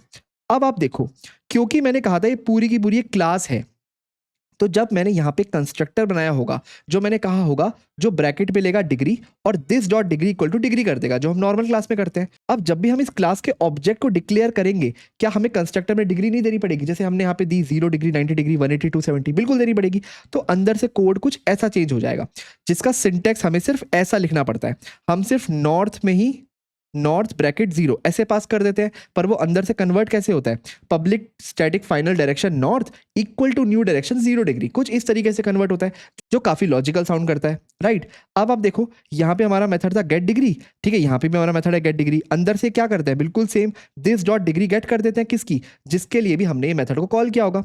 तो अब आप ऐसे सोचो, वापस से चलते हैं हमारी हीप मेमोरी में, तो लेट्स से ये हमारी हीप मेमोरी है, ठीक है, ये हमारी स्टैक मेमोरी है, कुछ ऐसे, और मैं एक बार सारे ऑब्जेक्ट बना लेता हूँ। तो देखो कुछ ऐसा ही होता होगा, मेरे पास north south east west stack memory में है और उनके चारों ऑब्जेक्ट मेरे हीप मेमोरी में है। अब आप देखो ये चारों ऑब्जेक्ट खाली नहीं होंगे, इन चारों ऑब्जेक्ट के अंदर कोई एक डिग्री नाम का एक वेरिएबल होगा, ठीक है। तो इन सब में मैं क्या कह रहा हूँ, मेरे पास एक डिग्री नाम का वेरिएबल रहता होगा, डिग्री, यहाँ पे भी रहता होगा डिग्री, और यहाँ पे भी और यहाँ पे भी, कुछ इस तरीके से, और उन सब की कोई वैल्यू होगी जो मैं कंस्ट्रक्टर के थ्रू दे देता हूँ, ठीक है। अब जैसे ही मैंने नॉर्थ बनाया, मैंने बोला 0 डिग्री भर दो, ठीक है, तो इसके डिग्री वाले वेरिएबल में आ जाता होगा 0। ऐसे ही मैंने साउथ बनाया तो मैंने उसमें कुछ डिग्री डाल दी, मैंने कहा था 90 डिग्री भर दो, तो साउथ में आ गया 90, ईस्ट में आ गया 180 और वेस्ट में आ गया 270, कुछ इस तरीके से, है ना, बिल्कुल सही। तो ये वेरिएबल्स इसमें भरे हुए हैं, ये वैल्यूज इसमें भरी हुई है। अब जब भी मैं इसका ऑब्जेक्ट बनाऊंगा, जब भी मैं लिखूंगा कहीं भी direction let's say D equal to direction dot north, direction dot north, तो आपको पता है बैकएंड पे क्या होगा, मेरा एक डी नाम का रेफरेंस वेरिएबल स्टैक में क्रिएट होगा और वो भी उसी को पॉइंट करेगा जिसको नॉर्थ पॉइंट करता है। अब जब भी डी डॉट गेट डिग्री मैं करूंगा, डी डॉट गेट डिग्री, तो मुझे क्या मिलेगा, मुझे 0 डिग्री मिल जाएगा, तो आंसर में मुझे मिलेगा 0, क्योंकि यहाँ पे 0 स्टोर है। और गेट डिग्री क्या है, गेट डिग्री मेरा अगेन एक गेटर फंक्शन है। अब आपको पता ही है फंक्शंस तो हम ऑब्जेक्ट के अंदर स्टोर नहीं करते, वो कहीं और स्टोर होते हैं, पर हमें ये तो पता है कि डी डॉट गेट डिग्री नाम का मेरा एक मेथड है, उसे मैं कॉल करूंगा तो मुझे डिग्री रिटर्न हो जाएगी, ठीक है। आई होप आपको पूरा का पूरा फ्लो अब अच्छे से समझ आ गया होगा। ठीक है भैया, ये तो हम समझ गए कि हम पूरी की पूरी इसको क्लास की तरह कुछ भी करवा सकते हैं। तो अगर हमारी इनम क्लास है, जैसे कि हमने यहाँ पे देखा, अब जैसे हमें पता है इनम हमारी क्लास है, तो अंदर से वो ऐसा ही कोड जनरेट करती है, तो हम उसमें कंस्ट्रक्टर में चीज़ें भी दे सकते हैं, हम अपने गेटर सेटर्स भी रख सकते हैं, हम अपनी खुद की फील्ड्स भी रख सकते हैं, बहुत बढ़िया। ठीक है, एक और चीज़, हमने यहाँ पे अपना खुद का एक कंस्ट्रक्टर बनाया था, पर जैसे ही जावा ने इसे कंपाइल किया, इसने इस कंस्ट्रक्टर को भी क्या कर दिया, प्राइवेट। तो चाहे आप खुद का कंस्ट्रक्टर बनाओ, चाहे आप कोई भी कंस्ट्रक्टर नहीं बनाओ, इनम जब कंपाइल होकर के अंदर से क्लास बनेगी, उसका कंस्ट्रक्टर हमेशा प्राइवेट होगा। और ये इसीलिए होगा क्योंकि वो नहीं चाहता कि आप कोई भी इसका ऑब्जेक्ट बना पाओ बाहर से, क्योंकि हम चाहते हैं हमारी मेमोरी में सिर्फ ये 4 ऑब्जेक्ट रहे हमेशा, ठीक है। और जितने भी रेफरेंसेस हैं वो इन्हीं 4 ऑब्जेक्ट को पॉइंट करें, और कोई नया ऑब्जेक्ट बनना ही नहीं चाहिए मेमोरी में, ठीक है। ठीक है भैया, हमने अपने एक इनम में एक फील्ड तो डाल दी डिग्री के नाम से, क्या हम इसमें मेथड्स भी डाल सकते हैं? बिल्कुल, अभी हमने गेट डिग्री डाला ना, पर इमेजिन करो एक ऐसा सिनेरियो जहां मैं चाहता हूं मैं एक ऐसा मेथड डालूं जो हर नॉर्थ ईस्ट साउथ वेस्ट सबके लिए अलग अलग हो, ठीक है। क्या मतलब, इसको ऐसे मानो कि एक सिचुएशन है मेरे पास कि मैं इन डायरेक्शंस को कैसे रिप्रेजेंट करता हूं। अगर मैं इसका एक ग्राफ प्लॉट करता हूं तो मैं ऐसे रिप्रेजेंट करता हूं, ठीक है। ये ऊपर आता है मेरा नॉर्थ, नीचे आता है साउथ, यहाँ आता है ईस्ट, यहाँ आता है वेस्ट, कुछ इस तरीके से मैं डायरेक्शन को रिप्रेजेंट करता हूँ। अब अगर मान लो ये मेरी एक्सिस है, तो मैं इनकी मूवमेंट दिखाना चाहता हूँ। तो लेट्स से ईस्ट का मतलब x+1 मूव करना है ना, मतलब x की डायरेक्शन में मूव करना। अब वैसे ही वेस्ट का मतलब हो जाएगा x-1 मूव करना, क्योंकि वो नेगेटिव की तरफ मूव करोगे। नॉर्थ में मूव करोगे तो y+1 हो जाएगा, क्योंकि आप पॉजिटिव ऊपर की तरफ मूव करोगे, और साउथ में आपका y-1 हो जाएगा। तो ये डायरेक्शंस मैं दिखाना चाहता हूँ, और सबके लिए डायरेक्शंस अलग अलग है, राइट। तो बेसिकली मैं चाहता हूँ मेरे पास एक मेथड हो मूव, और जैसे ही मैं मूव कॉल करूं नॉर्थ पे तो मेरा यूजर y+1 मूव हो, अगर मैं मूव कॉल करूं ईस्ट पे तो x+1 मूव हो, साउथ पे करूं तो y-1 और वेस्ट में करूं तो x-1। बेसिकली एक ही मेथड है, पर उनके बिहेवियर अलग अलग हो डिपेंडिंग अपॉन डायरेक्शन कौन सी है, नॉर्थ है, साउथ है, ईस्ट है या वेस्ट है, राइट। ऐसी तो हमने एक चीज पढ़ी है जिसको हम बोलते हैं पॉलीमॉर्फिज्म, है ना। तो अगर मैं क्या करूं, अपनी ऊपर की क्लास एब्स्ट्रैक्ट बना दूं, अपनी मूव क्लास को मैं एब्स्ट्रैक्ट बना दूं, उसको मैं ध्यान से लिखता हूं। अगर मैंने अपनी मूव क्लास को बना दिया एब्स्ट्रैक्ट, और मैं इन चारों को बोलूं कि तुम अपने अपने तरीके से कोड को ओवरराइड करो, बेसिकली मेरे इस मूव मेथड को ओवरराइड करो, तो इसका मतलब क्या हुआ, सबके पास एक अपना मूव मेथड होगा जिसको वो ओवरराइड करेंगे, इसके पास भी मूव होगा जिसको ये ओवरराइड करेगा, कुछ इस तरीके से। तो ये हम कैसे कर सकते हैं, इसको एक बार कोड में चल के देखते हैं। हाँ जी, तो देखो अगेन अपना demo4.java में हम आ गए, खाली प्रोजेक्ट है। हमने क्या कहा था, हमें इसमें एक और फील्ड चाहिए अपने इनम में। तो पहले मैं काम करता हूँ, अपना ये इनम कॉपी कर लेता हूँ डायरेक्शंस का, ये वाला इनम मैंने कॉपी कर लिया, ठीक है। तो मैं काम करता हूँ इसमें से ये डिग्री की फील्ड हटा देता हूँ, ठीक है। इसको अपना सिंपल इनम ही रहने देते हैं, क्योंकि मुझे एक बार में आपको एक ही चीज़ दिखानी है। तो देखो मैंने अगेन अपना खाली इनम बना दिया डायरेक्शन। अब मैं कह रहा हूँ इसमें मेथड्स रख सकता हूँ, तो लेट से मैं एक एब्स्ट्रैक्ट मेथड रखता हूँ, पब्लिक एब्स्ट्रैक्ट वॉइड जिसका नाम है मूव। और देखो मैंने इसको सिर्फ डिक्लेयर किया, डिफाइन नहीं किया। ओके अब देखो जैसे ही मैंने ये मेथड बनाया मूव और इसको एब्स्ट्रैक्ट बना दिया, मेरे पास यहाँ पे एरर आ रहा है। एक बार एरर देखते हैं क्या है। The enum constant north must implement the abstract method move, right अब मैंने क्या कहा था, ये नॉर्थ साउथ ईस्ट वेस्ट ये क्या है, ये चारों ऑब्जेक्ट ही तो है इस डायरेक्शन के। अगर ये चारों ऑब्जेक्ट हैं तो इन चारों को अपना अपना मूव मेथड ओवरराइड करना पड़ेगा। पर नॉर्मली हम क्या करते हैं, देखो नॉर्मली हम कुछ ऐसे लिखते थे, क्लास डायरेक्शन होती थी हमारे पास, ठीक है, उसके अंदर एक एब्स्ट्रैक्ट मेथड होता था move, let's say public void public abstract void move, कुछ इस तरीके से। ठीक है, हम इस क्लास को भी एब्स्ट्रैक्ट क्लास बोलते थे, तो हम यहाँ पे लिखते थे एब्स्ट्रैक्ट क्लास, क्योंकि इसके अंदर अगर एक भी मेथड एब्स्ट्रैक्ट है तो हम उस क्लास को एब्स्ट्रैक्ट बोलते हैं। अभी के लिए मैं इसको कमेंट कर देता हूँ, मैं बता रहा हूँ हम बिना इनम के कैसे करते हैं इसको। ठीक है, तो मैं क्या करता था, अपनी सब क्लासेस बनाता था। लेट से मेरी एक क्लास होती थी नॉर्थ डायरेक्शन जो एक्सटेंड्स करती थी डायरेक्शन को, ठीक है, और उसके पास अपना खुद का मूव होता था जो कि वो ओवरराइड करती थी, तो @ओवरराइड। ठीक है, हम यहाँ क्या लिखते थे, हम लिखते थे पब्लिक वॉइड मूव और यहाँ पे कुछ डेफिनेशन लिखते थे। तो लेट से मैं कर सकता था system.out.println। ठीक है, अब मेरा नॉर्थ ऊपर की तरफ होती है तो मैं लिख सकता हूँ मूव अप, ठीक है, या फिर मैं लिख सकता हूँ y+1 वगैरह वगैरह, कुछ इस तरीके से। और सेम मैं कर सकता था साउथ डायरेक्शन के लिए, ईस्ट डायरेक्शन के लिए, वेस्ट डायरेक्शन के लिए। मैं 4 अलग अलग क्लासेस बनाता और मूव अपना मेथड ओवरराइड कर लेता, है ना। अब मुझे इनका ऑब्जेक्ट बनाना पड़ता है, तो मैं कैसे बनाता, direction D equal to new. अब ये डिपेंड करता है यहाँ पे न्यू के आगे मैं क्या लिखूंगा। अगर मैं नॉर्थ डायरेक्शन लिखूंगा तो ये वाला मूव कॉल होगा। ऐसे अगर मैंने साउथ के लिए एक और बना रखा है, लेट से मैं साउथ का भी बना देता हूँ। यहाँ पे मैं लिखता हूँ साउथ डायरेक्शन, साउथ, ठीक है, और यहाँ पे उसका मूव कहता है मूव डाउन, मूव डाउन, और डाउन का मतलब होता है y-1, कुछ इस तरीके से। ठीक है, तो अब डिपेंड करता है यहाँ पे न्यू में क्या लिखूंगा। अगर मैं लिखूंगा नॉर्थ डायरेक्शन तो मेरा मूव अप होगा। अब अगर मैंने डी डॉट मूव किया तो मेरा कॉल होना चाहिए क्या, मूव अप, क्योंकि मेरा नॉर्थ का ऑब्जेक्ट है, मूव अप बिल्कुल। और अगर मैं यहाँ पे कर दूंगा साउथ डायरेक्शन तो मेरा कॉल होना चाहिए मूव डाउन। ये तो हमें पहले से पता है, ठीक है, मूव डाउन। ओके, ये बेसिक पॉलीमॉर्फिज्म है। पर देखो यहाँ तो मैंने अपनी अलग अलग क्लासेस बना ली थी, पर मैं इस केस में क्या करूं, इस इनम वाले केस में, यहाँ पे तो नॉर्थ साउथ ईस्ट वेस्ट ये तो सीधा ऑब्जेक्ट्स है, इनकी तो अपनी कोई क्लास खुद से एग्जिस्ट ही नहीं करती। तो क्या हो गया, एग्जिस्ट नहीं करती। आप सोचो, हमने एनोनिमस क्लास का कॉन्सेप्ट भी तो पढ़ा हुआ है नेस्टेड क्लास के अंदर, राइट। तो व्हाट इफ लेट से मैं नॉर्थ डायरेक्शन बना रखा है, साउथ डायरेक्शन बना रखा है, अगर मैं नहीं चाहता कि ईस्ट डायरेक्शन की मैं एक अलग क्लास बनाऊं तो मैं ऐसे कर लेता था, मैं कुछ ऐसा करता था ना, लेट से मैं लिखता था डायरेक्शन, लेट से D2 equal to new direction, और मैं यहाँ पे इसको करली ब्रैकेट अपने खोलता था और यहीं पे लिख देता था @ओवरराइड। और ओवरराइड मैं किस मेथड को कर रहा हूँ, मैं ओवरराइड कर रहा हूँ पब्लिक वॉइड मूव को, कुछ इस तरीके से। तब भी मेरा पूरा का पूरा कोड चल जाता था। ठीक है, तो अगर मैं यहाँ पे लिखता था system.out.println लेट से मूव, तो लेट से ये मेरी ईस्ट डायरेक्शन है, इसका नाम भी मैं ऐसे लेता हूँ ईस्ट डायरेक्शन, ठीक है, ताकि याद रहे, D2 से याद नहीं रहेगा। अब अगेन ये मेरी अगर ईस्ट डायरेक्शन है तो मेरे को क्या करना है, तो लेट से मैं लिखता हूँ मूव राइट, राइट का मतलब होता है x+1 को मूव करना, कुछ इस तरीके से। अब अगर मैं कॉल करूंगा ईस्ट डायरेक्शन डॉट मूव तो मेरा कॉल राइट कॉल होगा। ठीक है, इसको मैं अभी कमेंट कर देता हूँ। अब देखो मेरा मूव राइट कॉल होना चाहिए, मूव राइट, बिल्कुल सही। तो ये एनोनिमस मेथड का कॉन्सेप्ट भी हमने पढ़ा था। अब मैं इसी मेथड के कॉन्सेप्ट को लगाने वाला हूं अपने इनम में, तो मैं इन सब को हटा देता हूं, ये सब तो सिर्फ समझाने के लिए था। तो मैं वापस अपने इनम में चलता हूं, ये रहा मेरा इनम। ठीक है, अब मैं क्या करता हूं, अगर मैं देखूं कंपाइलर अंदर से क्या करता है, तो ऐसे लिखता है इक्वल टू यहाँ पे न्यू डायरेक्शन, अंदर से तो कुछ ऐसे ही होता है। अब देखो यहाँ पे क्या लिखा होता है, यहाँ पे लिखा होता है public static final direction north equal to new direction, कुछ ऐसा लिखा होता है बेसिकली, पूरा का पूरा अंदर से अगर हम देखें तो ऐसा लिखा होता है। तो व्हाट इफ मैं यहाँ पे इसको ऐसे बंद ना करके यहाँ पे एक अपना कोड ब्लॉक खोलूं और यहीं पे इसको ओवरराइड करवा लूं, राइट। समझे मैं क्या कहना चाहता हूँ। तो मैं इस सिंटेक्स से हटाता हूँ क्योंकि यहाँ पे मैं इस सिंटेक्स को नहीं लिख सकता, है ना, ये तो जावा का कंपाइलर अंदर से लिखता है। तो यहाँ पे मैं इसको वापस से नॉर्थ कर देता हूँ, तो कहने का मतलब ये कि मैं यहीं पे ऐसे कर सकता हूँ और यहाँ पे लिख सकता हूँ ओवरराइड, और मैं किस मेथड को ओवरराइड कर रहा हूँ, पब्लिक वॉइड मूव को ओवरराइड कर रहा हूँ। और मैं ओवरराइड कैसे कर रहा हूँ वो मैं यहाँ डिफाइन कर दूँ, ठीक है। तो अगेन मैं अपना system dot out dot print ln, तो मैं ऐसे कुछ कर सकता हूँ। अब सेम काम मैं अपने साउथ के लिए भी, ईस्ट के लिए भी, वेस्ट के लिए भी कर सकता हूँ।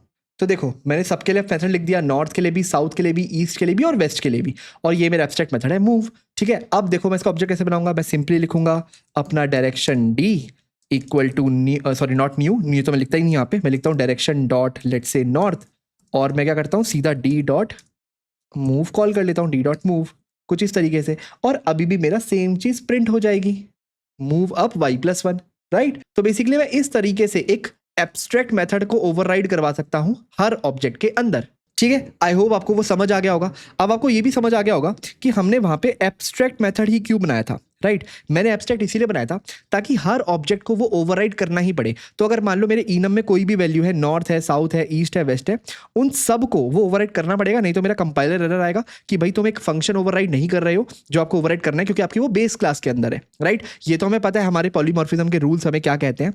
तो हम ये भी देख सकते हैं, ये था हमारा कोड जो एक्चुअली हमने लिखा था, और ये है जो जावा ने अंदर से कंपाइल करके लिखा होगा, बिल्कुल सेम। हमने नॉर्थ साउथ ईस्ट वेस्ट ऐसे ओवरराइड किया था, और यहाँ पे हमारा पब्लिक वॉइड मूव हमारा फंक्शन था, एब्स्ट्रैक्ट फंक्शन था। अंदर से इसने जावा ने इसको कैसे देखा, इसने देखा public static final direction north equal to new direction, यहीं पे अपने ब्रैकेट्स खोले और यहीं पे ओवरराइड कर दिया। सेम ईस्ट के लिए ब्रैकेट खोले, यहीं पे ओवरराइड कर दिया, एंड सेम साउथ के लिए भी और सेम वेस्ट के लिए भी, ठीक है। तो ये पूरी की पूरी क्लास जावा ने अंदर से बनाई, जो ज़्यादा सेंस बना रही है। हमें बस एक शॉर्ट तरीके का कोड लिखना होता है ऊपर ऊपर से। अब देखो, अगर आपको ये सारी चीज़ें अच्छे से क्लियर हो गई इनम के बारे में, अब आता है कि क्या इनम में एग्जिस्टिंग भी कुछ मेथड्स होते हैं, क्योंकि अगर वो क्लास है तो अभी तो हमने देख लिया हम खुद के कोई मेथड्स लिख सकते हैं, खुद के वेरिएबल्स भी लिख सकते हैं वगैरह वगैरह, पर कुछ एग्जिस्टिंग फंक्शनैलिटी भी तो हमें मिलती होगी ना, एग्जिस्टिंग फंक्शनैलिटी।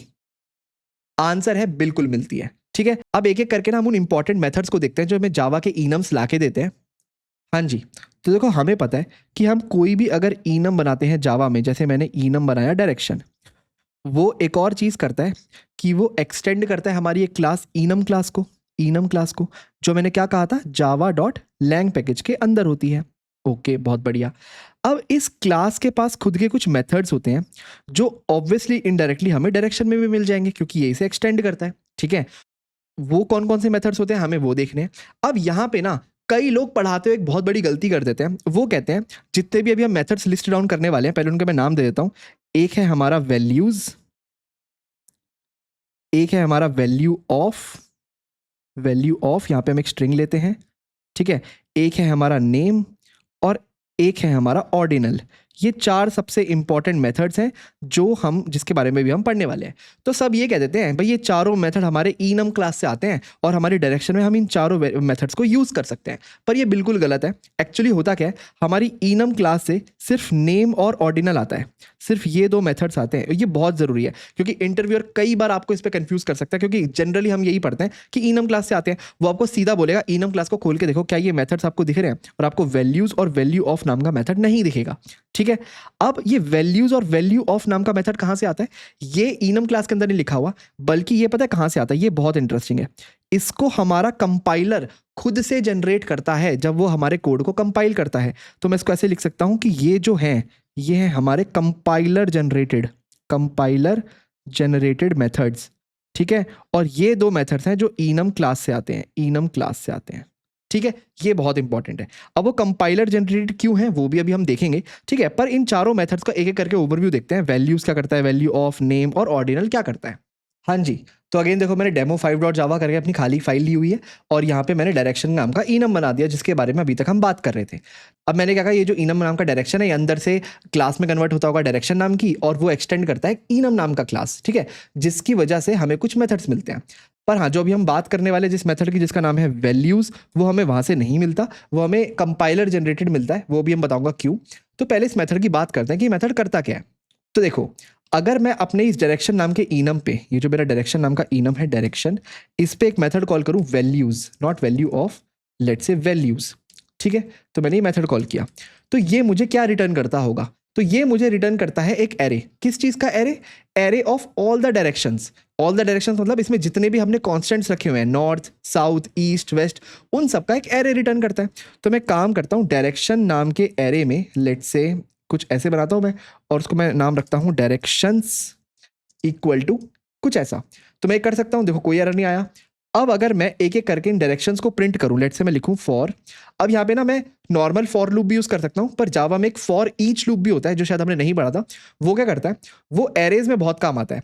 उसका सिंटेक्स थोड़ा सा अलग है फॉर लूप में, हम उस पर इंडेक्सेस पे नहीं घूमते, हम सीधा उसकी वैल्यूज पे घूमते हैं। हम कुछ ऐसा लिख सकते हैं, डायरेक्शन टाइप का एक ऑब्जेक्ट है डी, जिसको हम घुमाने वाले हैं इन डायरेक्शंस।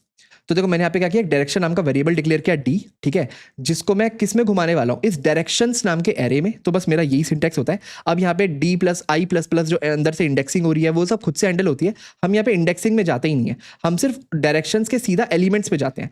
तो ये जो डी है ना, ये जो डी डायरेक्शंस नाम का एक वेरिएबल है, ये सीधा डायरेक्शंस के एक एलिमेंट पे फोकस कर रहा है। तो अभी ये पॉइंट कर रहा है फर्स्ट एलिमेंट पे, फिर दोबारा लूप चलेगा तो पॉइंट करेगा सेकंड एलिमेंट पे, दोबारा चलेगा तो थर्ड एलिमेंट पे। बहुत सिंपल है, ठीक है। तो मैं क्या कर सकता हूँ, direction D in all the directions, मैं क्या कर रहा हूँ, मैं प्रिंट कर रहा हूँ system dot out dot print ln, और मैं प्रिंट कर सकता हूँ डी, और डी नहीं, डी डॉट लेट से नेम। मेरे पास एक नेम फंक्शन होता है, वो भी हम बाद में अभी समझेंगे ही। तो ठीक है, तो देखते हैं हमारा क्या क्या प्रिंट होता है। तो देखो नॉर्थ, साउथ, ईस्ट, वेस्ट सब कुछ प्रिंट हो गया। इसका मतलब डायरेक्शन डॉट वैल्यूज मुझे एक डायरेक्शंस का एरे लाके देता है। अब क्योंकि डायरेक्शंस का एरे है, डायरेक्शन तो खुद एक क्लास है, तो मुझे उसे प्रिंट करने के लिए मैंने यहाँ पे लिख दिया डॉट नेम, और मेरा उस क्लास के सारे के सब ऑब्जेक्ट्स का नाम प्रिंट हो गया, नॉर्थ, साउथ, ईस्ट, वेस्ट, कुछ इस तरीके से। अब ये एग्जिस्ट क्यों करता है, ये डॉट वैल्यूज नाम का मेथड क्यों एग्जिस्ट करता है भाई? क्योंकि हमें अलाउ करता है कि हम ना इस इन्यूमरेशन में आइटरेट कर सके। तो we can basically iterate in this enum. अगर हमें इनम की सारी वैल्यूज को फेच करके लेके आना है तो ये बहुत काम की चीज है। आप सपोज एक मेन्यू सिस्टम बना रहे हो, ठीक है, तो आप एक ड्रॉप डाउन बना रहे हो जिसमें ड्रॉप डाउन की सारी फील्ड्स क्या है, एक इनम से वैल्यू लेके आती है। तो आप क्या करोगे, इस इनम में आइटरेट करोगे, तो वहां ये बहुत काम आता है। अब देखो वैल्यूज के बाद अगला हमारा जो मेथड है वो है वैल्यू ऑफ। अब ये मेथड भी कंपाइलर से जनरेट होता है, इनम क्लास के अंदर ये नहीं होता। और वैल्यू ऑफ क्या करता है, मैं अभी के लिए इसको कमेंट करता हूं। तो वैल्यू ऑफ क्या करता है, वैल्यू ऑफ किसी स्ट्रिंग को इनम में कन्वर्ट करता है। तो बेसिकली मैं लिख सकता हूं convert a string into an enum constant. Okay, क्या मतलब, देखो मुझे पता है मेरे पास 4 तरह के इनम्स है, 4 तरह के कांस्टेंट है, नॉर्थ, साउथ, ईस्ट, वेस्ट। तो देखो अभी तक मैं एक वेरिएबल लेता था डायरेक्शन डी, और उसके अंदर कैसे इनम की कोई वैल्यू डालता था, मैं लिखता था डायरेक्शन डॉट लेट से ईस्ट, ठीक है, तो इसमें ईस्ट डायरेक्शन आ जाती थी। वट इफ मैं डायरेक्शन डॉट ईस्ट ना लिखूं, तो मैं ऐसा भी कुछ लिख सकता हूं, मैं लिखूंगा डायरेक्शन डॉट वैल्यू ऑफ, और यहां पे मैं एक स्ट्रिंग डाल दूं नॉर्थ, या फिर एक स्ट्रिंग डाल दूं ईस्ट, कुछ इस तरीके से।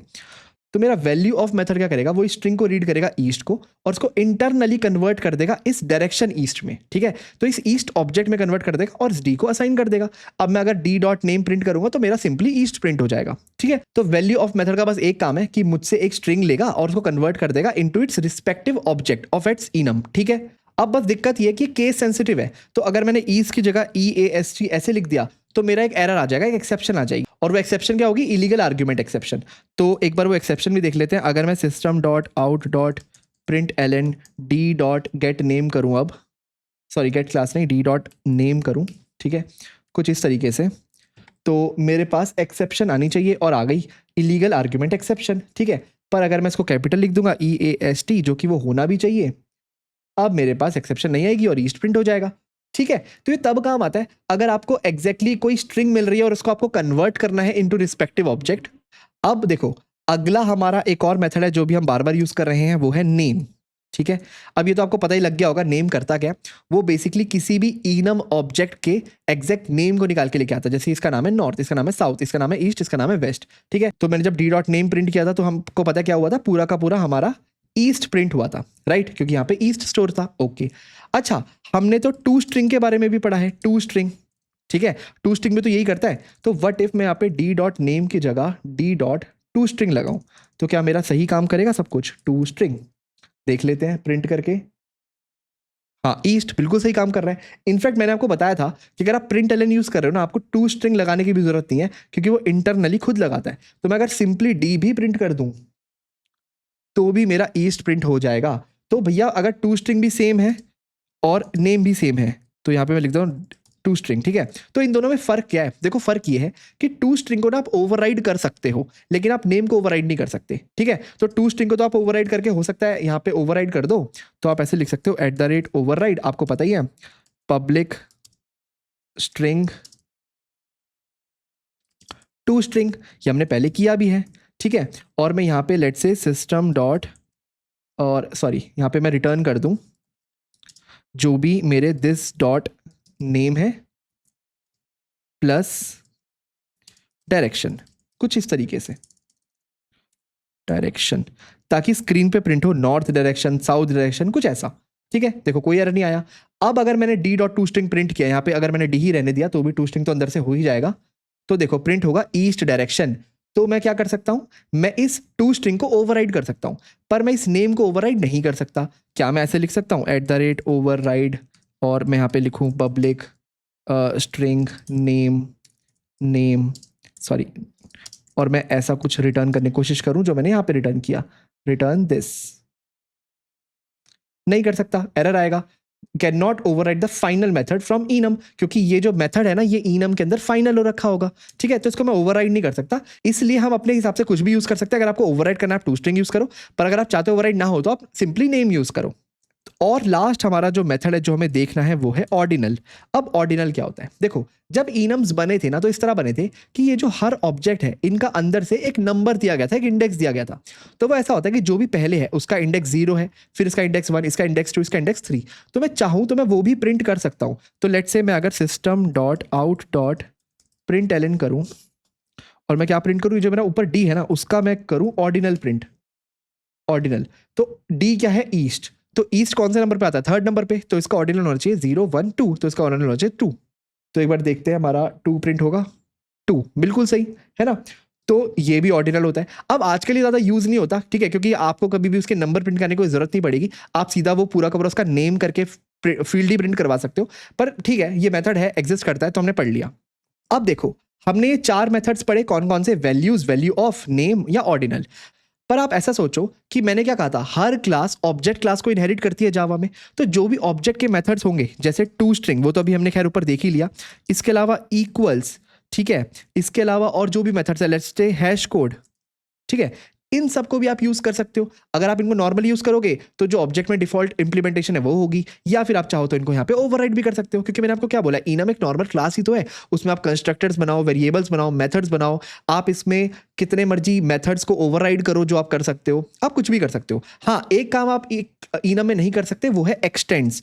कोई और क्लास आप एक्सटेंड्स नहीं कर सकते, और उसका रीजन क्या है? रीजन ये है क्योंकि इनम अंदर से बाय डिफॉल्ट हमारे इनम क्लास को एक्सटेंड करता है, और जावा में हम बस एक बार में एक ही क्लास को एक्सटेंड कर सकते हैं, मल्टीपल इनहेरिटेंस पॉसिबल नहीं है। पर हाँ, हम इंप्लीमेंट्स कर सकते हैं कोई भी इंटरफेस, क्योंकि हम मल्टीपल इंटरफेसेस को इंप्लीमेंट कर सकते हैं जावा में, है ना। तो आप वो भी कर सकते हो, बस आप एक्सटेंड नहीं कर सकते दूसरी क्लास को। तो मैंने क्या कहा, ये मेथड्स भी आप यूज कर सकते हो। अब मुझे आपको एक चीज बतानी थी कि ये जो मेथड है वैल्यूज और ये मेथड है वैल्यू ऑफ, ये हमारे कंपाइलर जनरेटेड है, राइट। ये हमें उससे नहीं मिलते, अपने इनम क्लास से नहीं मिलते। ऐसा क्यों? देखो पहले समझते हैं कि जो वैल्यूज का जो मेथड है वो अंदर से काम कैसे करता होगा। हमने तो इसको ऐसे यूज किया था, इसको मैं इसका यूज करूं तो ऐसे किया था, मैंने सीधा लिखा डायरेक्शन डॉट वैल्यूज, और मैंने एक्सपेक्ट किया कि मुझे इसका एक एरे मिल जाएगा, है ना, और मैं उस एरे को अपने डायरेक्शंस नाम के एरे में स्टोर करवा दूंगा और उसको एक एक करके प्रिंट कर लूंगा। पर ये अंदर से मुझे मिला कैसे? तो देखो होता ये है कि जब भी आप एक ऐसा कोड लिखते हो, आपको इसको ओवरराइट करने की जरूरत नहीं है, आप इसको हटा दो। हाँ, यहाँ फिर इसको भी मैं कमेंट कर देता हूँ ऐसे, ठीक है। तो जब भी आप एक ऐसा कोड लिखते हो जिसमें आपने कुछ फील्ड्स डिफाइन की हुई है, constants, north, south, east, west, और इनम बना रखा है डायरेक्शन, तो जावा उसके अंदर से क्लास बनाता होगा, ठीक है। हाँ जी, तो अब हम देखने वाले हैं कि जब हम ये इनम डायरेक्शन लिखते हैं तो अभी तक तो हमने समझा था कि हमारा अंदर से क्लास के अंदर कन्वर्ट होता है, और ये जो नॉर्थ, साउथ, ईस्ट, वेस्ट है यहाँ पे उनकी स्टैटिक फील्ड्स बन जाती है। अब यहाँ पे क्या होता होगा, public static final north equal to new direction, तो वो सब मैंने लिखा नहीं है, वो सब मैंने छोड़ दिया, ठीक है। मैंने फोकस किया एक नई चीज़ पे जो अभी तक हमने नहीं समझी थी, जो भी जनरेट होती है, ठीक है। इसके अलावा यहाँ पे एक प्राइवेट कंस्ट्रक्टर भी होता है, वो भी हमने देख लिया। अब देखो ये कॉन्सेप्ट जो मैं बता रहा हूँ वो थोड़ा सा ज़्यादा डेप्थ में, अगर आप चाहो तो आप स्किप कर सकते हो, आप इनम पूरा समझ गए हो, लेकिन अगर आपको थोड़ा सा ज़्यादा इंटरेस्ट है तो आप बने रहो, देखो आपको बहुत मज़ा आएगा। मैं कह रहा हूँ कि जब ये इनम क्लास अंदर से हमारी कंपाइल होती है तो जावा बस ये नॉर्थ, साउथ, ईस्ट, वेस्ट के रेफरेंस वेरिएबल नहीं डिक्लेयर करता है यहाँ पे, जो कि हमने अभी तक बात की थी। इसके अलावा एक प्राइवेट कंस्ट्रक्टर बनाता है, वो भी हमने देखा था। उन सब के अलावा वो एक और चीज़ बनाता है और वो है एक एरे। तो देखो वो क्या करता है, एक प्राइवेट स्टैटिक फाइनल डायरेक्शन का एक एरे बनाता है जिसका नाम वो रखता है स्टार वैल्यूज़। ठीक है, तो ये कीवर्ड है स्टार वैल्यूज़, इस नाम से वो एक एरे बनाता है। ठीक है, और उस एरे में कौन कौन सी फील्ड्स होती हैं, उस एरे में वही सब फील्ड्स होती हैं जो हमारे इनम के अंदर थी, जो कि यहाँ ऊपर भी होंगी। ठीक है, तो उसमें वो डालता है नॉर्थ साउथ ईस्ट वेस्ट, बिल्कुल। और ये सब किस टाइप के होते हैं, डायरेक्शन टाइप के भी होते हैं। ठीक है, तो वो अंदर से खुद ही बना देता है। ये कब बनाता होगा, जब आप इस इनम को डिक्लेयर करते हो, 4 अपने ऑब्जेक्ट बनाते हो और आप रन करते हो कंपाइल। जैसे ही आप कंपाइल करते हो, कंपाइलर का काम है ये वाला एरे खुद से बना देना। ठीक है, अब उसके बाद जो वो मेथड लिखता है, उसी मेथड को हम बोलते हैं वैल्यूज, जो हम यूज कर रहे थे। अब देखो वैल्यूज का रिटर्न टाइप क्या है, डायरेक्शन का एक एरे। ठीक है, ये भी पब्लिक स्टैटिकली डिक्लेयर्ड है, यानी कि आप इसको डायरेक्शन के नाम से कॉल कर सकते हो। तो आप सीधा लिख सकते हो डायरेक्शन डॉट वैल्यूज। इनफैक्ट इसका स्टैटिक होना जरूरी है, क्योंकि आप इस क्लास का ऑब्जेक्ट तो बना ही नहीं सकते। क्यों नहीं बना सकते, आपको पता ही है कि हम इस क्लास के कंस्ट्रक्टर को प्राइवेट रखते हैं, तो बाहर से आप इसका ऑब्जेक्ट बना ही नहीं सकते। तो इसलिए इसी को वैल्यूज को क्या रखना जरूरी है, स्टैटिक रखना जरूरी है। अब आप इमेजिन करो इसने क्या किया, इसने किया रिटर्न वैल्यूज, ये जो हमारे वैल्यूज का एरे था, डॉट क्लोन, उसका क्लोन रिटर्न कर दो। क्लोन आपको पता है एक स्पेशल मेथड है जो ऑब्जेक्ट क्लास के अंदर होता है, जो किसी भी ऑब्जेक्ट का क्लोन कर सकता है। ठीक है, अब देखो सबसे पहला क्वेश्चन हमारे माइंड में यही आएगा कि कंपाइलर ये सब क्यों करता है, ये सब हमारी इनम क्लास क्यों नहीं करती। रीजन बहुत सिंपल है, क्योंकि देखो हमारी हर इनम क्लास में अलग अलग वैल्यूज होंगी, अलग अलग कॉन्स्टेंट्स होंगे। जैसे यहाँ पे हमारे पास 4 कॉन्स्टेंट्स है, नॉर्थ साउथ ईस्ट वेस्ट। ठीक है, तो हमेशा ये कंपाइलर को पता होगा कि मुझे कौन सा एरे बनाना है, उसमें कितने एलिमेंट्स होंगे वगैरह वगैरह। ये हमारी इनम क्लास को स्टैटिकली पता ही नहीं हो सकता। इसलिए ये वाला जो मेथड है ये हमारा कंपाइलर जनरेटेड होता है। और ये मेथड होता क्या है कि जैसे ही हमारी इनम क्लास बनती है, अंदर से कंपाइलर पहले एक एरे बनाता है और एक फंक्शन बनाता है वैल्यूज, उस एरे को रिटर्न करने के लिए। और वो एक्चुअली उस एरे को रिटर्न नहीं करता, उसके क्लोन को रिटर्न करता है। वो क्यों रिटर्न करता है, वो भी बहुत सिंपल, आपको समझ आ ही रहा होगा, ताकि हम इस एरे में कुछ चेंज ना कर दें। वो उस रेफरेंस को रिटर्न ना करके उसकी एक कॉपी को रिटर्न करेगा। ठीक है, अब इसको देखेंगे कैसे। पर हाँ, एक क्वेश्चन हो सकता है आपके मन में आए, अगर आपने ऑब्जेक्ट वाली वीडियो देखी है, कि क्लोन जो है वो शैलो कॉपी देता है। शैलो कॉपी, तो क्या फर्क पड़ता है कि हमने अगर वैल्यू से क्लोन रिटर्न कर दिया, तो बिल्कुल पड़ता है, क्योंकि हम क्लोन को ओवरराइड करते हैं। अब एक बार अगर हम इसको हीप में देखें तो काम कैसे होता होगा, काम कुछ ऐसे होता होगा कि अगेन हमारी ये है हीप मेमोरी, ये है हमारी स्टैक मेमोरी। ठीक है, तो मैं फटाफट सारे वेरिएबल्स बना देता हूं अपने। तो अभी तक हमने देखा था ये होता होगा कि हमारे स्टैक मेमोरी में नॉर्थ साउथ ईस्ट वेस्ट नाम के रेफरेंस वेरिएबल बनते होंगे और इनके ऑब्जेक्ट्स हमारी हीप मेमोरी में बन जाते होंगे। ठीक है, अब अगेन मेरा ये यहाँ पे खाली है, तो इस ऑब्जेक्ट के अंदर भी कुछ नहीं होता होगा, ये तो हमने देखा हुआ है। पर इन सब के अलावा हमारा कंपाइलर एक एरे भी बनाता है, तो उसका रेफरेंस पॉइंटर का नाम होता है वैल्यूज, और उसका पूरा का पूरा एरे कहाँ होता है, हमारी हीप मेमोरी के अंदर, और वो इसको पॉइंट करता है। अब अगेन ये रहा हमारा वैल्यूज का एरे। ठीक है, जिसके अंदर नॉर्थ साउथ ईस्ट वेस्ट है, और ये नॉर्थ साउथ ईस्ट वेस्ट है क्या, एक्चुअली डायरेक्शंस नाम के ऑब्जेक्ट्स हैं। ठीक है, तो ये एरे स्टोर क्या कर रहा है, ये ऑब्जेक्ट स्टोर कर रहा है। अब आप ऑब्जेक्ट डायरेक्टली स्टोर तो कर नहीं सकते, आप उनके रेफरेंसेस स्टोर कर सकते हो। तो एक तरह से इसके पास भी क्या होता है, ये वाली डायरेक्शंस होती है, ये पॉइंट कर रहा है लेट से इसको, ये पॉइंट कर रहा है लेट से इसको, और ये पॉइंट कर रहा है इसको, कुछ इस तरीके से।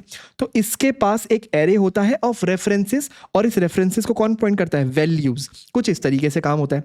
तो जब भी आप अपने कोड में लिखते हो लेट से डायरेक्शन डॉट वैल्यूज, आप ये मेथड कॉल करते हो, और इस मेथड की वैल्यू को आप लेते किस में हो, एक डायरेक्शन नाम के एरे में लेते हो, डायरेक्शन डी।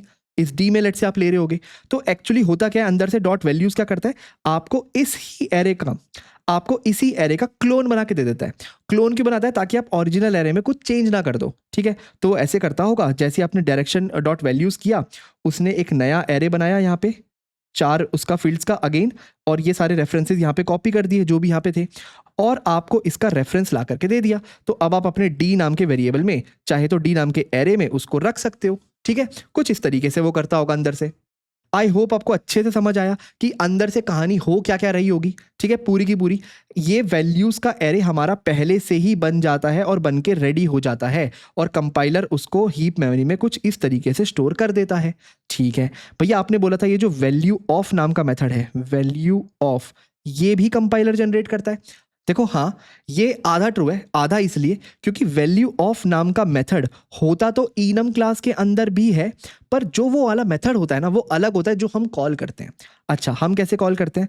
हम कुछ ऐसे लिखते हैं, डायरेक्शन डॉट वैल्यू ऑफ, और यहाँ पे हम एक स्ट्रिंग देते हैं, लेट्स से हमने दिया ईस्ट, कुछ इस तरीके से, और वो उसको कन्वर्ट किस में कन्वर्ट कर देता है, और वो कर देता है डायरेक्शन डी में, मतलब एक रेफरेंस वेरिएबल डी में direction dot value of east को कन्वर्ट कर देता है। अब अगर आप इस वैल्यू ऑफ की इंप्लीमेंटेशन देखोगे तो अगेन वो कहाँ इंप्लीमेंटेड होगा? यहीं पे इंप्लीमेंटेड होगा। तो लेट्स से मैं थोड़ी सी और जगह बना के वैल्यू ऑफ की इंप्लीमेंटेशन आपको दिखाता हूँ। तो वो कुछ इस तरह दिखती होगी, वो होगा पब्लिक स्टैटिक, आपको क्या देगा? वो एक डायरेक्शन नाम का ऑब्जेक्ट ला करके देगा, ठीक है, और यहाँ लिखा होगा वैल्यू ऑफ, ठीक है। अच्छा, अब वो क्या करता होगा? देखो यहाँ पे मैं पैरेंथेसिस लगाना भूल गया था, दोनों के लिए दोनों फंक्शंस हैं, ठीक है। ओके, तो ये एक्चुअली पता है क्या करता है? ये हमारे जो सुपर क्लास है, जो हमारी सुपर क्लास है, सुपर क्लास कौन सी है? हमारी enum क्लास, ठीक है, उसका ही वैल्यू ऑफ कॉल करता है, सुपर डॉट वैल्यू ऑफ, उसमें भी एक वैल्यू ऑफ होता है, पर उसके पैरामीटर्स दो चीज़ एक्सपेक्ट करते हैं। एक तो वो एक्सपेक्ट करते हैं ये स्ट्रिंग, जो भी मैं यहाँ दूंगा, मैंने देना भूल गया, स्ट्रिंग लेट से एस, क्योंकि वैल्यू ऑफ एक स्ट्रिंग लेता है, तो वो यहाँ पे वो स्ट्रिंग पास कर देता है एस। उसके अलावा एक पहला पैरामीटर भी होता है और वो एक्सपेक्ट करता है क्लास का नाम। तो हम कुछ ऐसे लिखते हैं, हमारी क्लास का क्या नाम है? Direction dot class. अब क्लास क्या है? अगेन एक मेथड है, हम इसको बाद में देखेंगे जब हम जावा में रिफ्लेक्शंस पढ़ेंगे। अभी बस आप समझ लो, ये डायरेक्शन डॉट क्लास करके एक फील्ड भेजता है और एक हमारी स्ट्रिंग भेजता है, और ये हमारा कॉल होता है इस enum क्लास का वैल्यू ऑफ, ठीक है। तो enum में वैल्यू ऑफ होता है, पर वो बिल्कुल डिफरेंट होता है जो हम कॉल करते हैं।